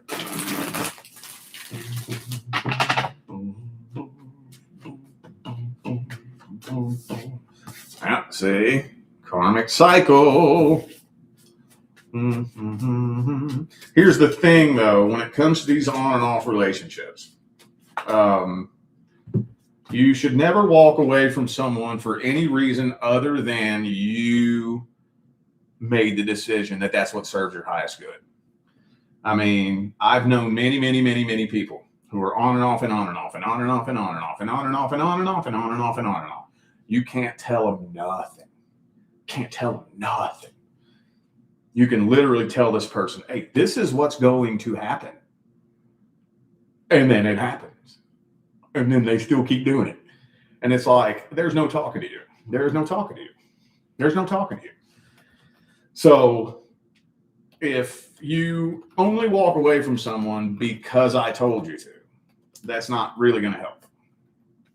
I would recommend, see, here's the slippery slope with an on and off relationship. On one hand, repeating a toxic cycle over and over and over can create so much wisdom and knowledge. But at the same time, every time you spin in that circle, it's like a drill, drilling the hole a little bit deeper, a little bit deeper, a little bit deeper, a little bit deeper, and a little bit deeper. And then eventually it's going to be so hard to climb up out of that. Plus, going on and off with somebody like that teaches that person how to manipulate you and makes them full of confidence. Oh, I know how to get my way with you. And it's going to be much, much harder to shake them off of you. So you got to be real careful playing the on and off game. But, I mean, as far as the intentions go, I'm not really seeing a person in love. I'm not seeing love at all here. I'm seeing a person who wants to be in control. Queen of Cups reversed. King of Swords reversed.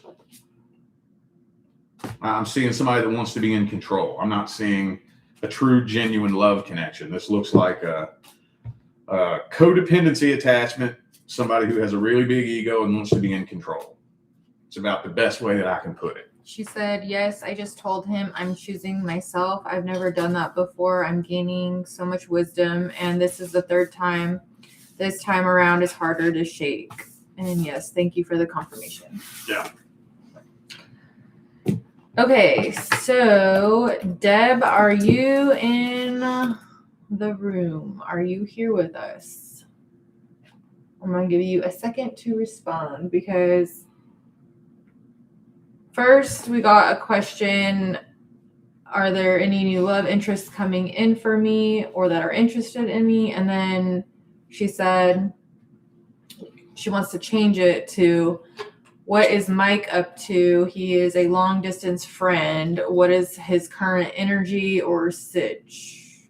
So I think that means like situation. Does that mean, is this person have feelings for you? Is that what you're wanting to look at? Yeah, we kind of need to know a little bit more. Let me take a real quick bathroom break. Like 30 seconds to a minute. Okay. Well, Miss Deb, if you are not in here, I'm probably going to have to refund you because, yeah, he's not going to just be able to pull, like, to see what this person's up to. I think that would be more of, like, a psychic medium. You can do that because, I don't know, Rich is more of, like, an energy reader. So if you wanted to know, like, are you and this person going to reconnect or something like that, he can read that. But just wanting to know what his current energy is, I don't think that he would be able to do that one. So I'm probably just going to have to refund. Unless, I don't know what to do because you did give a different one too. We'll see what Rich wants to do. Do you want to just read the first one then, or do you want me to refund her? Well, I mean, if it sounds like there's a specific person in mind, and I guess we'll look at that person's feelings, energies, and intentions. But they're saying that's just a friend. Yeah, but why else would you want to know your friend's energy? Like, what is your friend up to? Why else would you want to know that? Come on now. Because sometimes.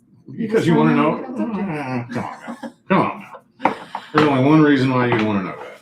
Well, I think if we are going to read it, we should just read the first one, which was if there's any new love interest or if there's somebody interested in her.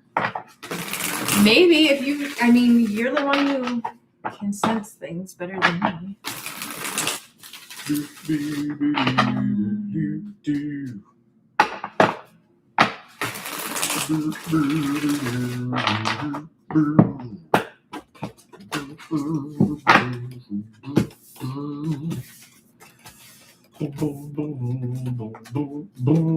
Well, there's a pretty significant energetic blockage here. If you're in the chat, she's not. Well, I'm curious as to how long you've been single, because I'm going to tell you what this feels like to me. This feels like something really, really, really bad that happened a long time ago, potentially. Could be recent, I don't know. But some past heartbreak is creating an energetic blockage. I could be wrong, but this feels kind of old. And this is where it gets really difficult. This is one of the leading causes of people going to their deathbed single. They get hurt. They don't know how to heal. It's not their fault. The system doesn't want us to know how to heal. So what they do is they just wait until the pain goes away and they think they've healed. That's not the way it works. If it worked like that, we wouldn't need psychologists, psychiatrists. Like, it doesn't work like that. What that does is that pushes it down beneath your unconscious mind, and you're still carrying that wound on your shoulders, and you just don't even realize it. And then it creates an energetic blockage, and After a while, it becomes a part of your personality. And then after a while, it becomes part of your identity, and you're not even aware that you're carrying it anymore. And these people sometimes get kind of defensive when you try to tell them that. Oh, no, I haven't thought about that person in years. I didn't say you was thinking about them. I said you're still carrying their energy. So, I mean, there's nothing big, major, and miscellaneous due to come in. But there is a blockage due to past heartbreak. Hopefully, when I say that, you know what I'm talking about. Because the more fresh it is on your conscious mind, the easier it is to process and work with. If it was so long ago that you completely forgot about it, it is really, really, really hard to dig that up and process through it. Really hard. See what the second spread says.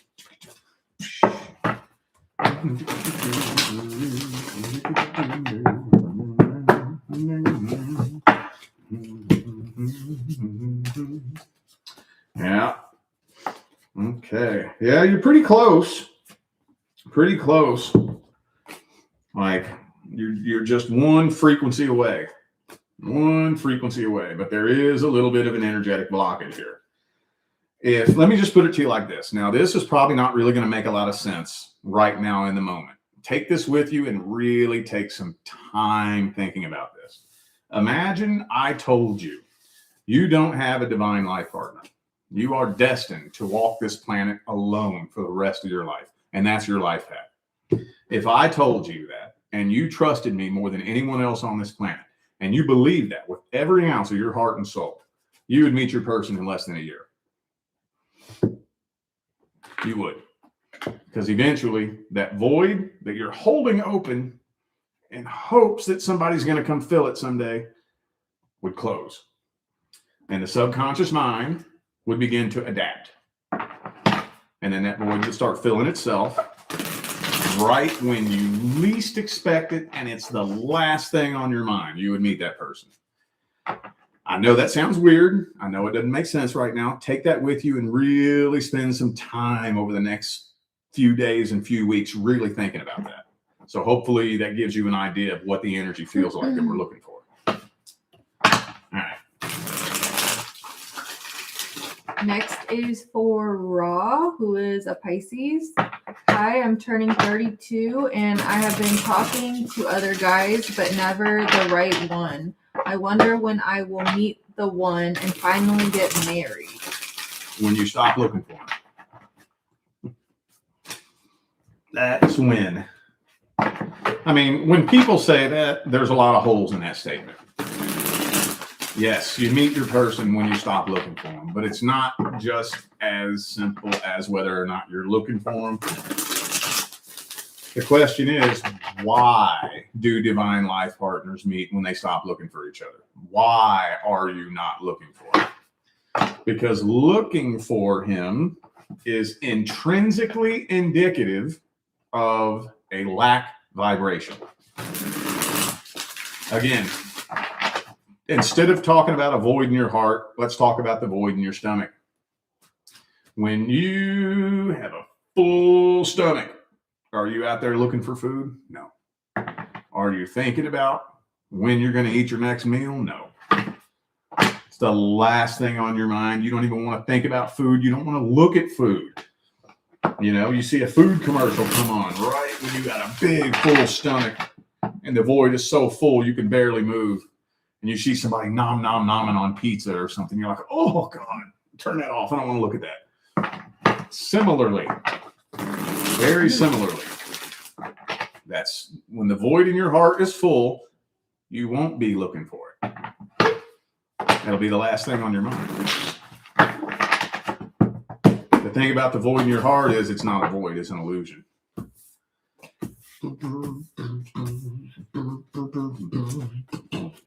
I'm curious as to how long you've been single, because this right here says that there's still some past energy that you're carrying. What this here says. Hopefully you're aware of that consciously. Like I was just telling that person a minute ago. If you're consciously aware of it, that's a good thing. But a lot of people out there are not consciously aware of it. Right? Oh, that was 2 years ago. I forgot all about that. Well, that's not good because now it's going to be harder for you to dig up and process it. But yeah, your person is really all that's left. You know, past energy is, I can't say it's the only thing, but the process of transmuting and releasing past energy could put you into the next vibrational frequency where you do end up attracting your person. And you're not going to find that person by going and looking for them. It's not going to work that way. If you could do that, you would have met that person a long time ago. There's nothing about this person that you would ever suspect in a million years. There's nothing about the way you meet that you would ever be able to guess in your mind. Again, if you could, you would have done it a long time ago.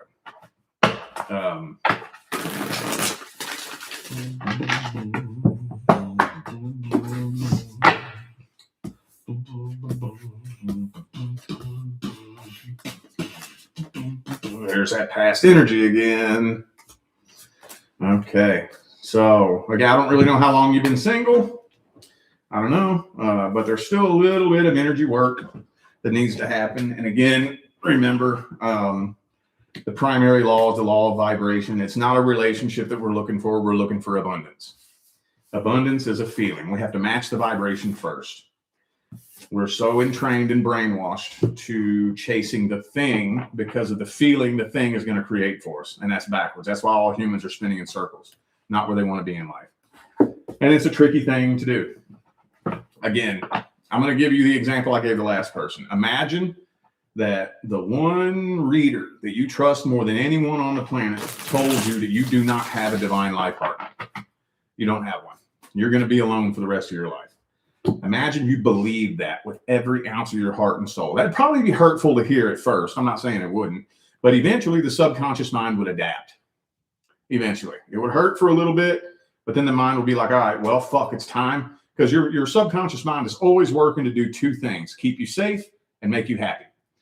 And it's going to make you happy based on whatever it's programmed to believe.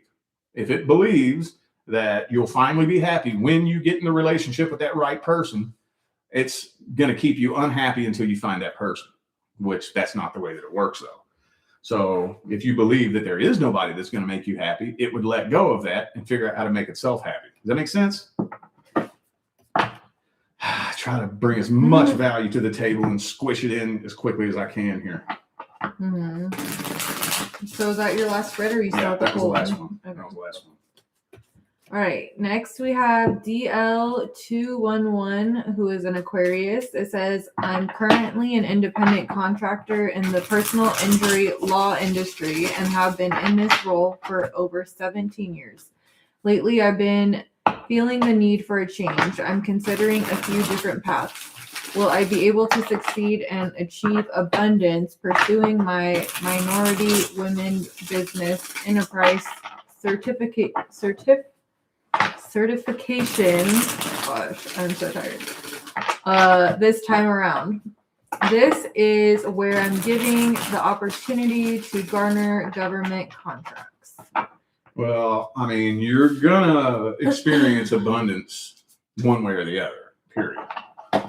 We're all heading into a world of abundance right now. The whole decade of the 2020s has all been centered and focused around building a new financial system and slowly dismantling and collapsing the old system.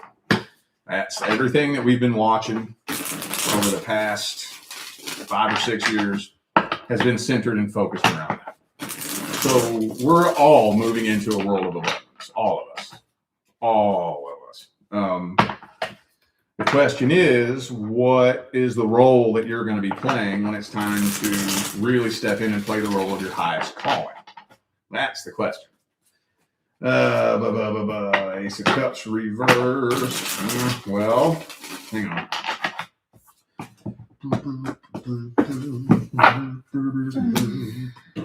Nine of Swords, yeah. Yeah, so Four of Wands reversed. How do I explain this quickly and efficiently? Like I said, yes, you're headed towards abundance, 100%. What you're being prepared for exists. It doesn't exist on the level that it will exist when it's time for you to step in and play that role. Not quite. Not quite. I do think that you are on the right track, on the right path. There's going to be a lot of unexpected twists and turns. And where you end up, I do think that you are going to be playing a role that's centered around your specific intentions right now. But it's not going to quite function the way you're picturing it. It's going to be a little bit different. Everything's going to be a little bit different here very, very, very soon. Very soon. Very soon. So I would say, yeah, I do think that you're on the right track. You're on the right path. 100%. Let me see what the second thread says.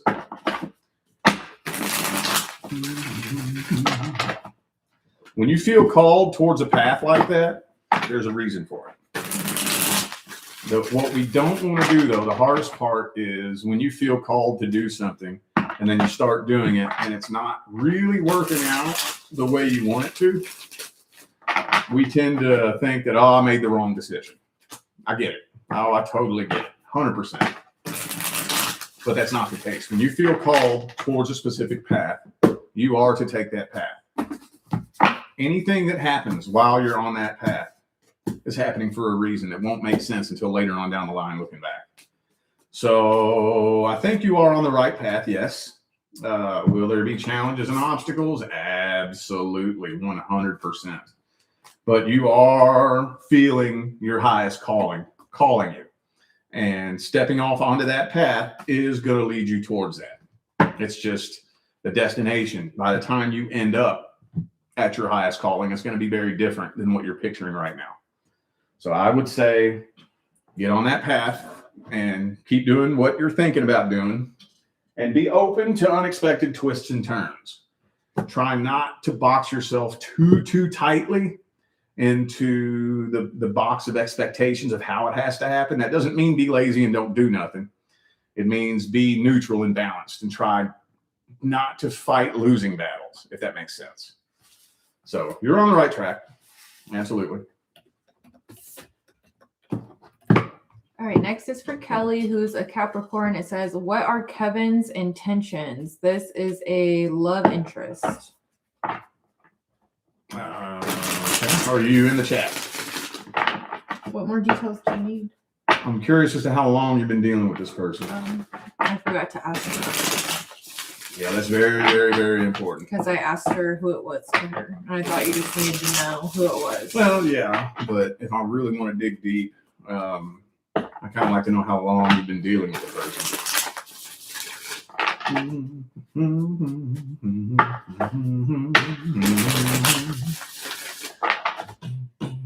Am I making good time? I mean, I guess so.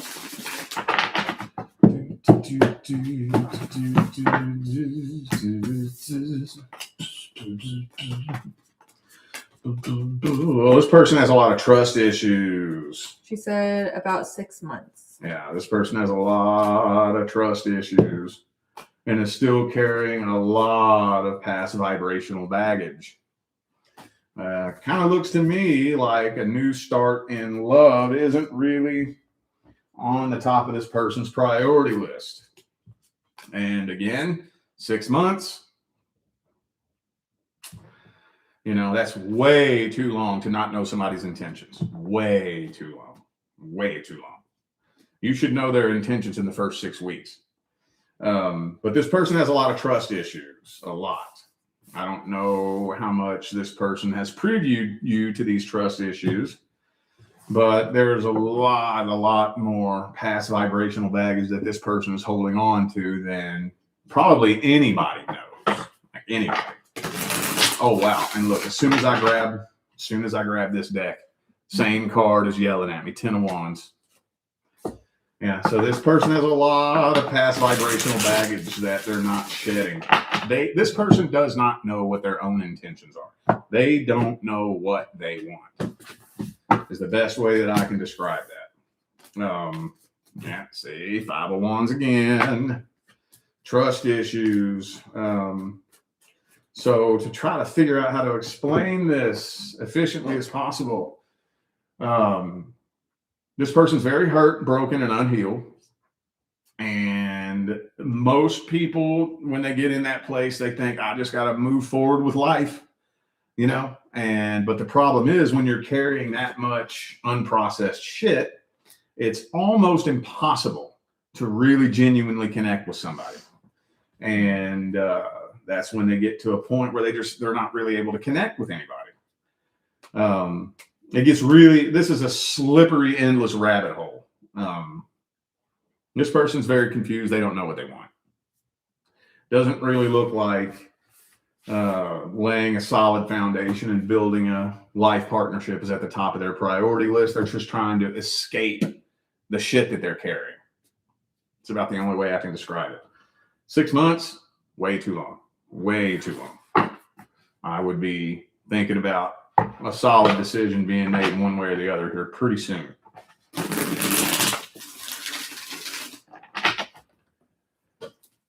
All right, next is for DJ, who's a Cancer.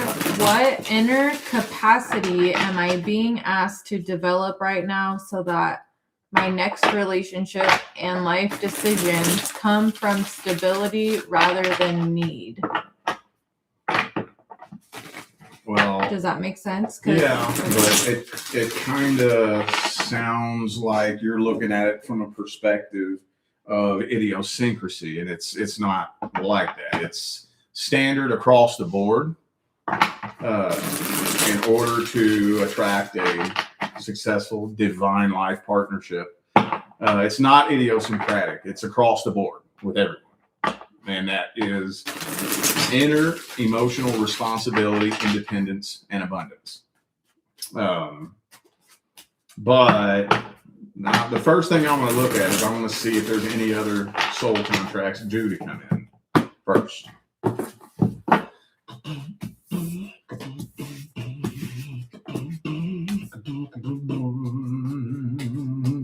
Yeah, you might have another karmic contract out there.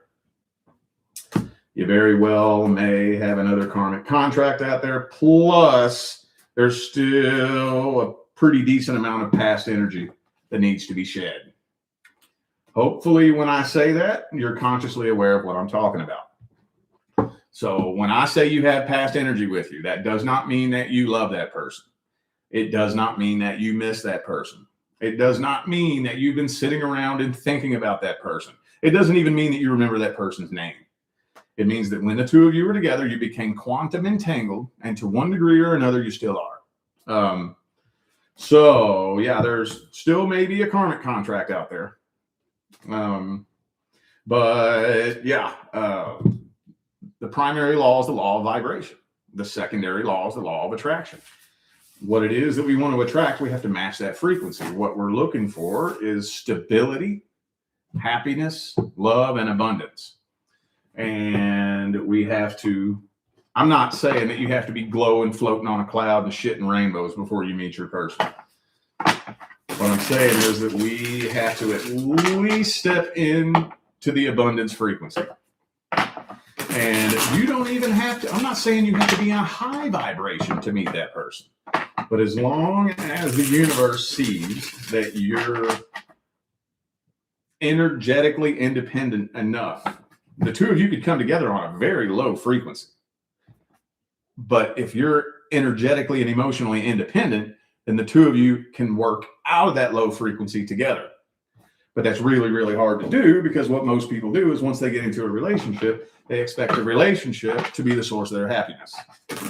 They expect the person to meet their needs and fill the void and all that shit. And then that's when you end up stuck in that low vibration. Does that make sense?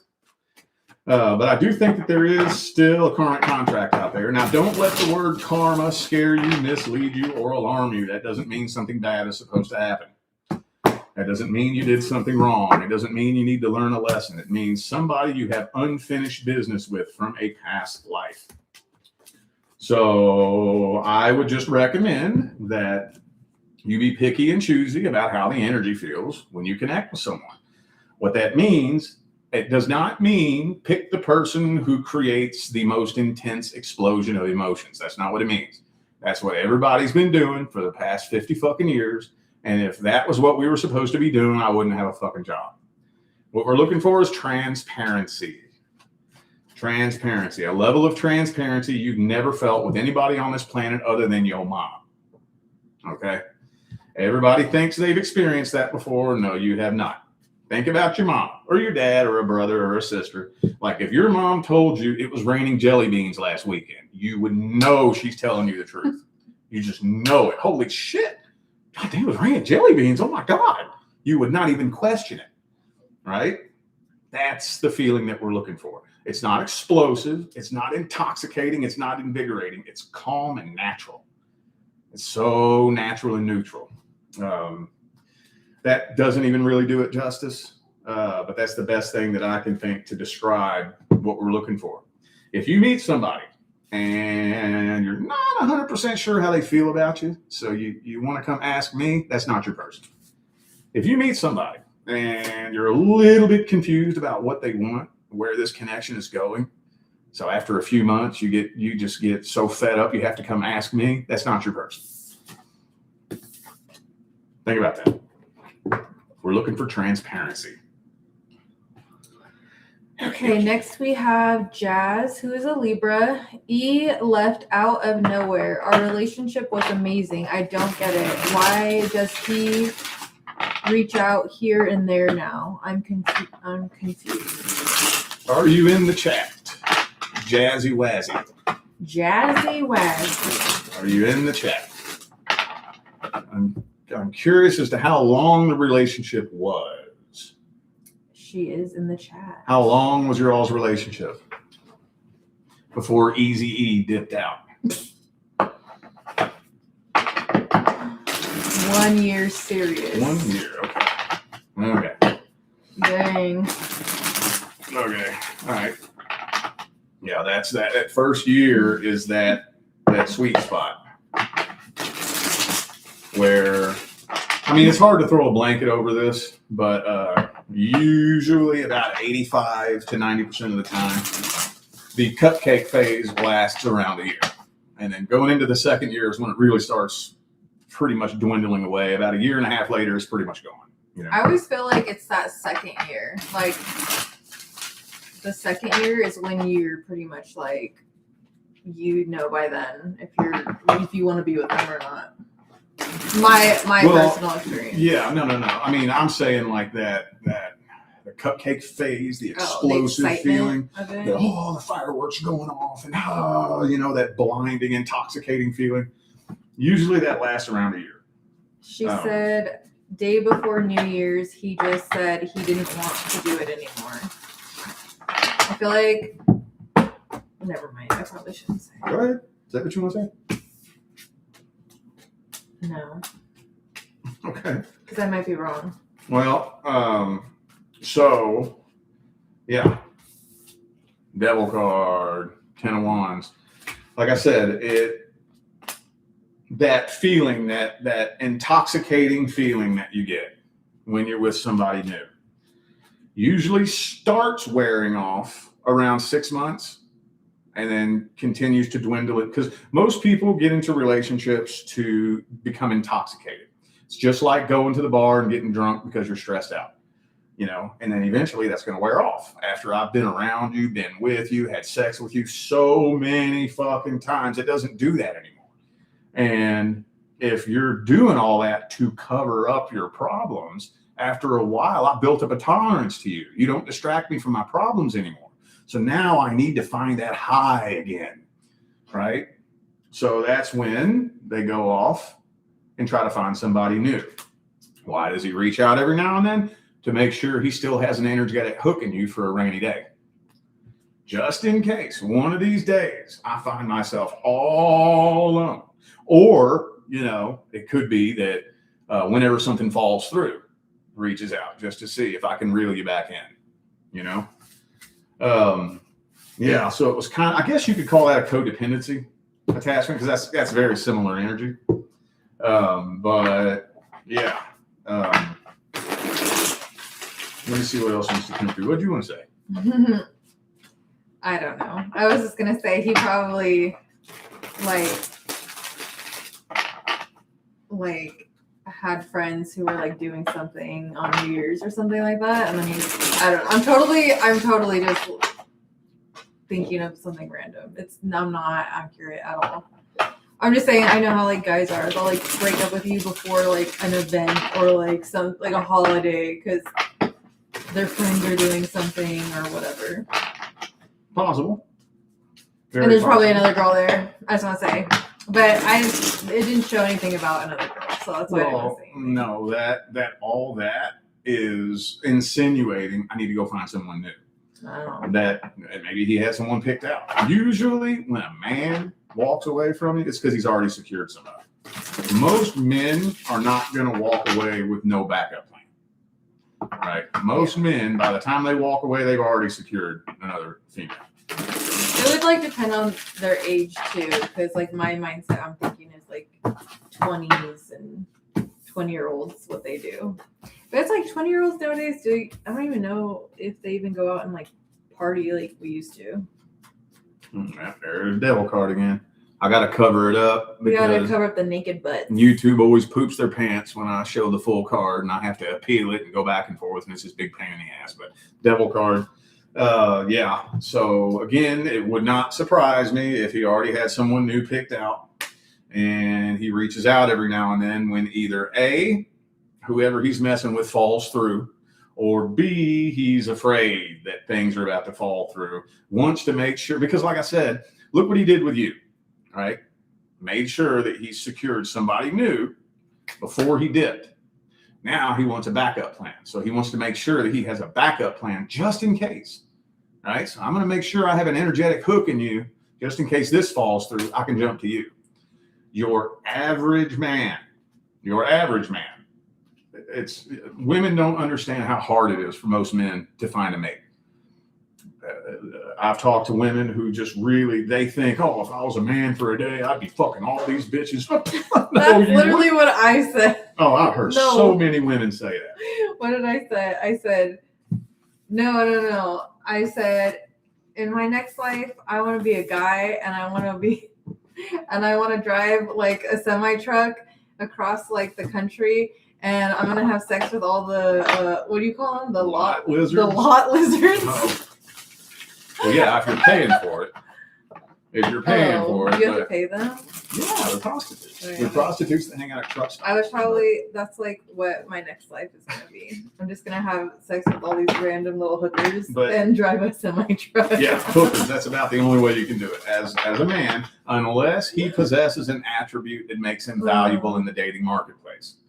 Again, some women are blinded to that tiny little group of men with money or status or popularity. Yes, those dudes can play eeny, meeny, miny, mo a lot easier than most men, but that's not most men. That's a tiny select group of men.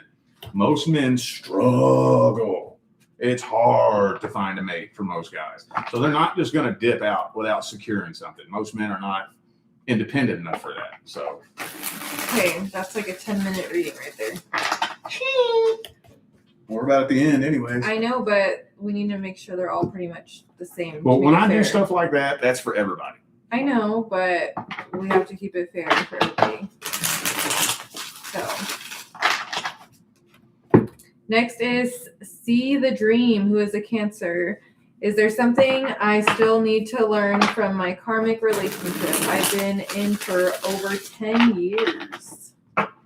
Need to learn? What do you mean need to learn? Karmic relationships aren't about learning things, really. I mean, depending on the perception that you're looking at it from. Let me just look at the soul contract real quick. I mean, that's the whole part of the karmic relationship. No. Is there's a lesson you have to learn, No, or no, is no. it just an experience that you have? Yeah, it's a blanket statement for unfinished business from a past life. Yeah. So I mean, in a past life, you all were supposed to be life partners, and it got fucked up. So you agreed to come back and try to be life partners in this lifetime. I don't like it when people use the word karma to describe a person that's meant to teach you a lesson. I don't like that. Oh, there are lots of people that are meant to teach you lessons, but that's not karma. Karma is unfinished business from a previous lifetime. So learn, I wouldn't, I don't know if I would look at it like that, really. This is what I like to call a karmic life partnership. Again, karma means unfinished business from a past life. The $1 million question is, what was the unfinished business? Unfortunately, 9 times out of 10, I don't know. But sometimes I do know. Life partnership was the unfinished business. So the goal is to build a life partnership in this lifetime. As far, I don't know. That's the kind of question that I wish I was on a Zoom call for, so that I could dig deeper and find out what you mean by something you need to learn. I mean, you've been in it for 10 years. So what makes you think there's something you need to learn, I guess, is what I'm wondering.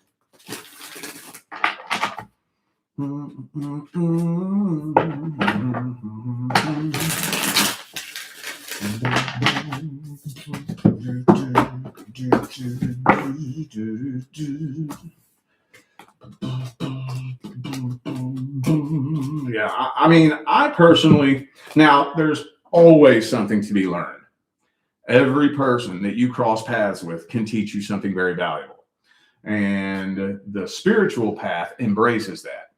Every interaction I have with anybody, the good, the bad, the ugly, and everything, is a lesson to be learned. So there's always something to be learned. But the primary reason for this karmic contract is a life partnership. That's the thing here. Yeah, that's about all I can say about that, because that's a really, really tedious question that could take 2 completely different directions depending on what's going on. But yeah, I mean, I don't think so. I wouldn't put it like that. So.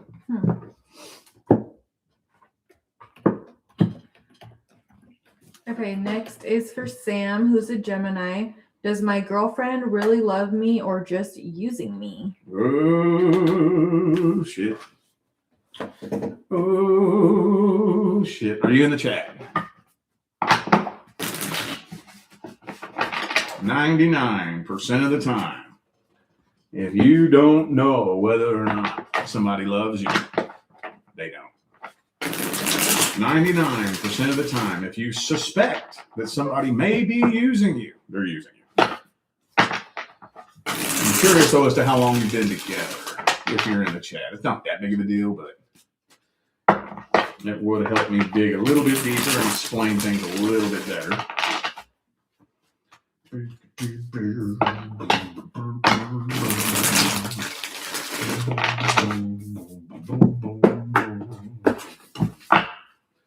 Lover's card reversed. So this is not a mutual love connection. 10 of Cups reversed. Now, so far, I still have one more spread to pull, but I don't have the card that would tell me that you're being used. I would imagine, are you wondering if she's using you for money? Maybe? Or some sort of... what I'd be looking for would be the 9 of Pentacles reversed. I don't see that. But I'm also not seeing a love connection either. So, yeah, if you suspect you're being used, 9 times out of 10, you're being used. So, 10 of Pentacles reversed. Is it for money? That's another reason why, another one of the many reasons why emotional independence is so important. Both spectrums of independence, right? You want to be with somebody, like, think about this. Wouldn't you want somebody that you know could survive just fine without you? Wouldn't you want that energy to be there? You don't want somebody to need you. Some people like that, though. I know, because it makes them feel better about themselves. But, You know, some people also like pain and bondage. You know, I was thinking like those two cards came up in that spread, and I was like, do y'all tie each other up or something? Because I feel like maybe that's what she's being used for too. She likes being tied up. Because I saw two cards, like those cards, like screamed at me. I don't know, like I could be totally wrong on that one, but I was like, well, that's a very similar. It could energy. be like a sexual thing too. It doesn't have to be like money, or it could be both. I don't know. It was just funny you said that. Yeah. But basically, what I'm saying is just because you like something doesn't necessarily mean that it's good. We had 10 of Cups reversed again and 10 of Pentacles in the upright. So, yeah, it doesn't look like a mutual love connection. I can only assume that you mean using you for money. There's always exceptions to everything, but very generally speaking, most of the time, if a woman's going to use you for something, it's going to be money. A woman doesn't need to use you for sex. She can go have sex with anybody she wants, you know. But, you know, I think your intuition is bang on the money. I think so.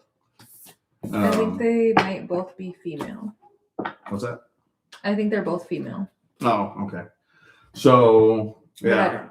No, either way, though. Yeah, I think your intuition is bang on the money. Okay, so next we have Lori, who is a Libra. Is Manuel? Is that right? Manuel? Manuel. Yeah, Manuel. I always say that name wrong. Manuel, not Manuel. No, that's the Manuel. way you would say it in English, but in Spanish it's Manuel. Okay, is Manuel obsessed with me? Last interaction was 2 years ago through YouTube. He found me and sent me messages on posts. It's scary. You haven't heard from him in 2 years? And then he found her. Oh, so that wasn't 2 years ago? He said, I can't see his messages, but he can see my posts on YouTube. I found out about it because my friend sent me a screenshot of his messages. I'm getting a stalker vibe. Oh, okay. So this is somebody like you don't even know.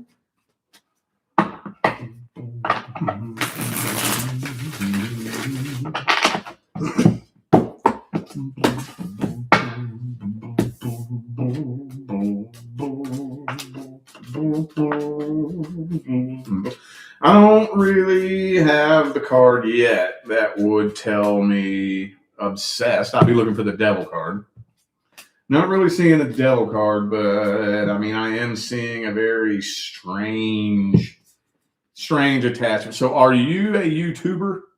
Yes, you did a reading for them earlier about their posts not showing up. Oh, okay.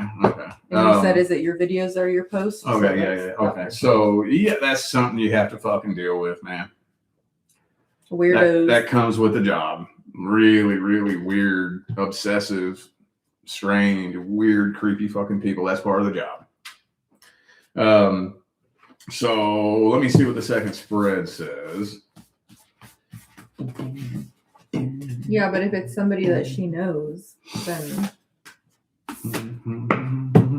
okay. You can't just dismiss it as like a. Well, just take that with you on your journey either way. It's still helpful to know. Oh, I don't. She says she doesn't know him. Oh, so it's like a random subscriber type thing. But that's part of the job. That's part of the fucking job. Let me tell you. Oh, I don't know him well. No. A lot of people like have mental health problems nowadays too. There's a lot of like people who are not all there upstairs that they get weird online for sure. The first year of my career, I was floored by how many fucking psychos are out there.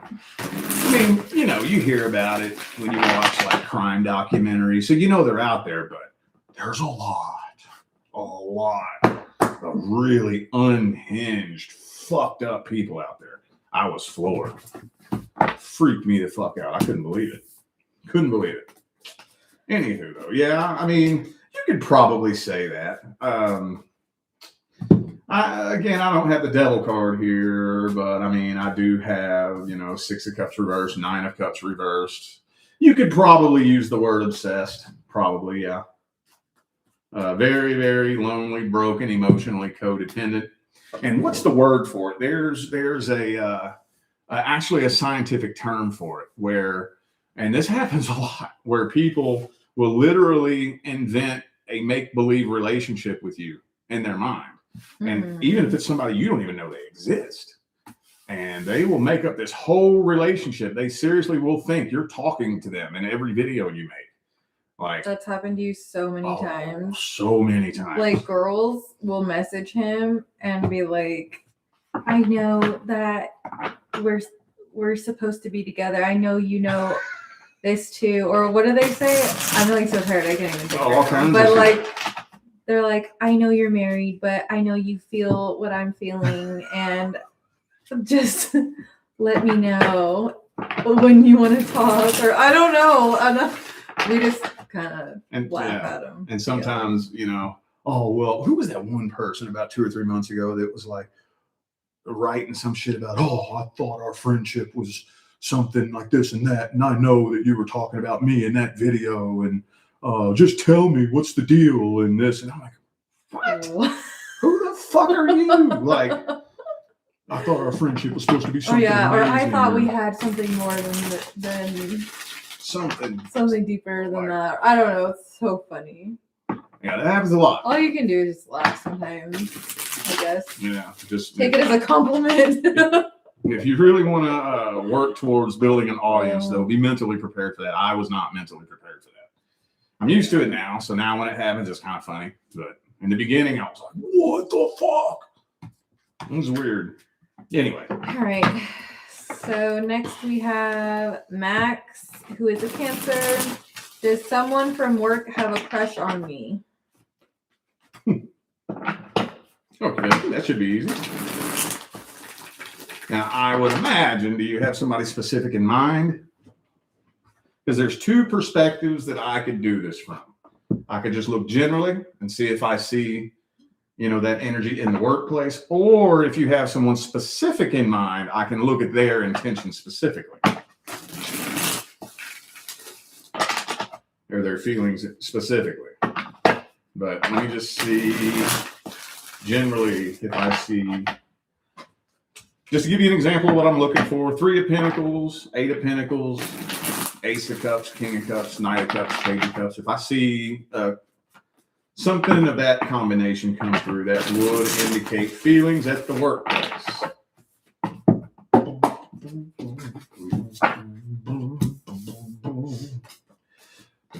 There's the 3 of Pentacles, but Page of Cups reversed. That's a nerve. I think there is somebody at the workplace that has a sexual attraction. I don't know if I would go as far as to say a crush, though. I think there is somebody at the workplace that wants to sleep with you. But so far, that looks like that's about it. Like, Knight of Wands, in and out. I just want to hit that, They just want their cheeks clapped. Yeah, I just want to hit that, hit it and quit it. Let's see what the second spread says. Well, never mind. What? Nothing.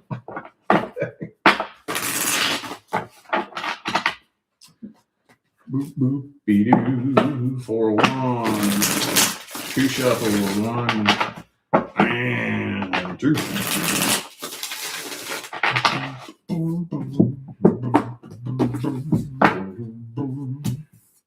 Temperance, Knight of Swords, 7 of Swords, Knight of Cups reversed, Devil card again, 10 of Cups reversed. So there's somebody that has a sexual attraction, I think. I don't know if I would say crush, though. I don't know if I would say that. I don't know if you're talking about somebody specific.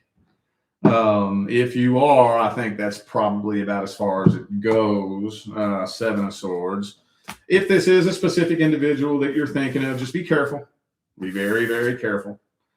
Because if you do get in bed with this person, it might not go much further than that. You could end up stuck in a trap. All right. All right, last we have RT, who is an Aquarius. Aries, Taurus, cusps intentions, high school boyfriend, and met again now after 30 years and opened a business to help those in trauma. So she wants to know this person's intentions. And then I said, who is this person? And then she said, high school boyfriend, and met again now after 30 years and opened a business to help those in trauma. So you two opened a business together? Y'all are in business together? I don't think that's what that says. Huh? What makes you think they opened a business together? Well, what does the business have to do with anything then? Why is that even in there? I don't know. Maybe. I don't know. The question is, what are their intentions? I know that, but when there's something about a business in there. What's the point of that? What that is she just going to throw that in there for no reason? Oh, by the way, I opened up a business. You know, maybe so you can like tap into their energy. I'm not sure. I don't know. If you are in the chat, help us clarify. But not, I don't know.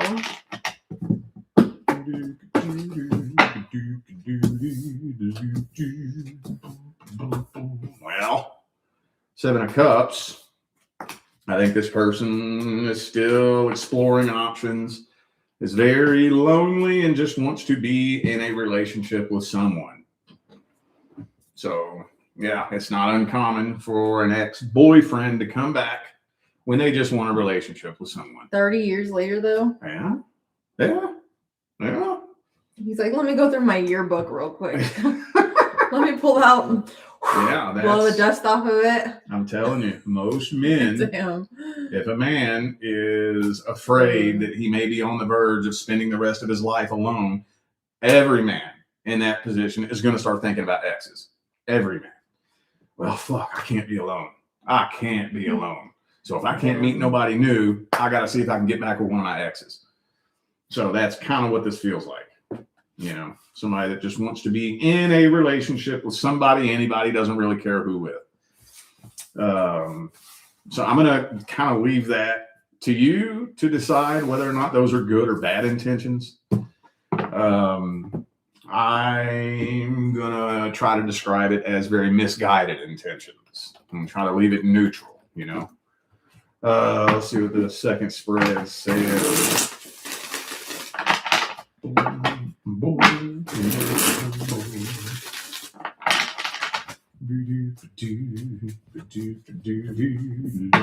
Knight of Cups.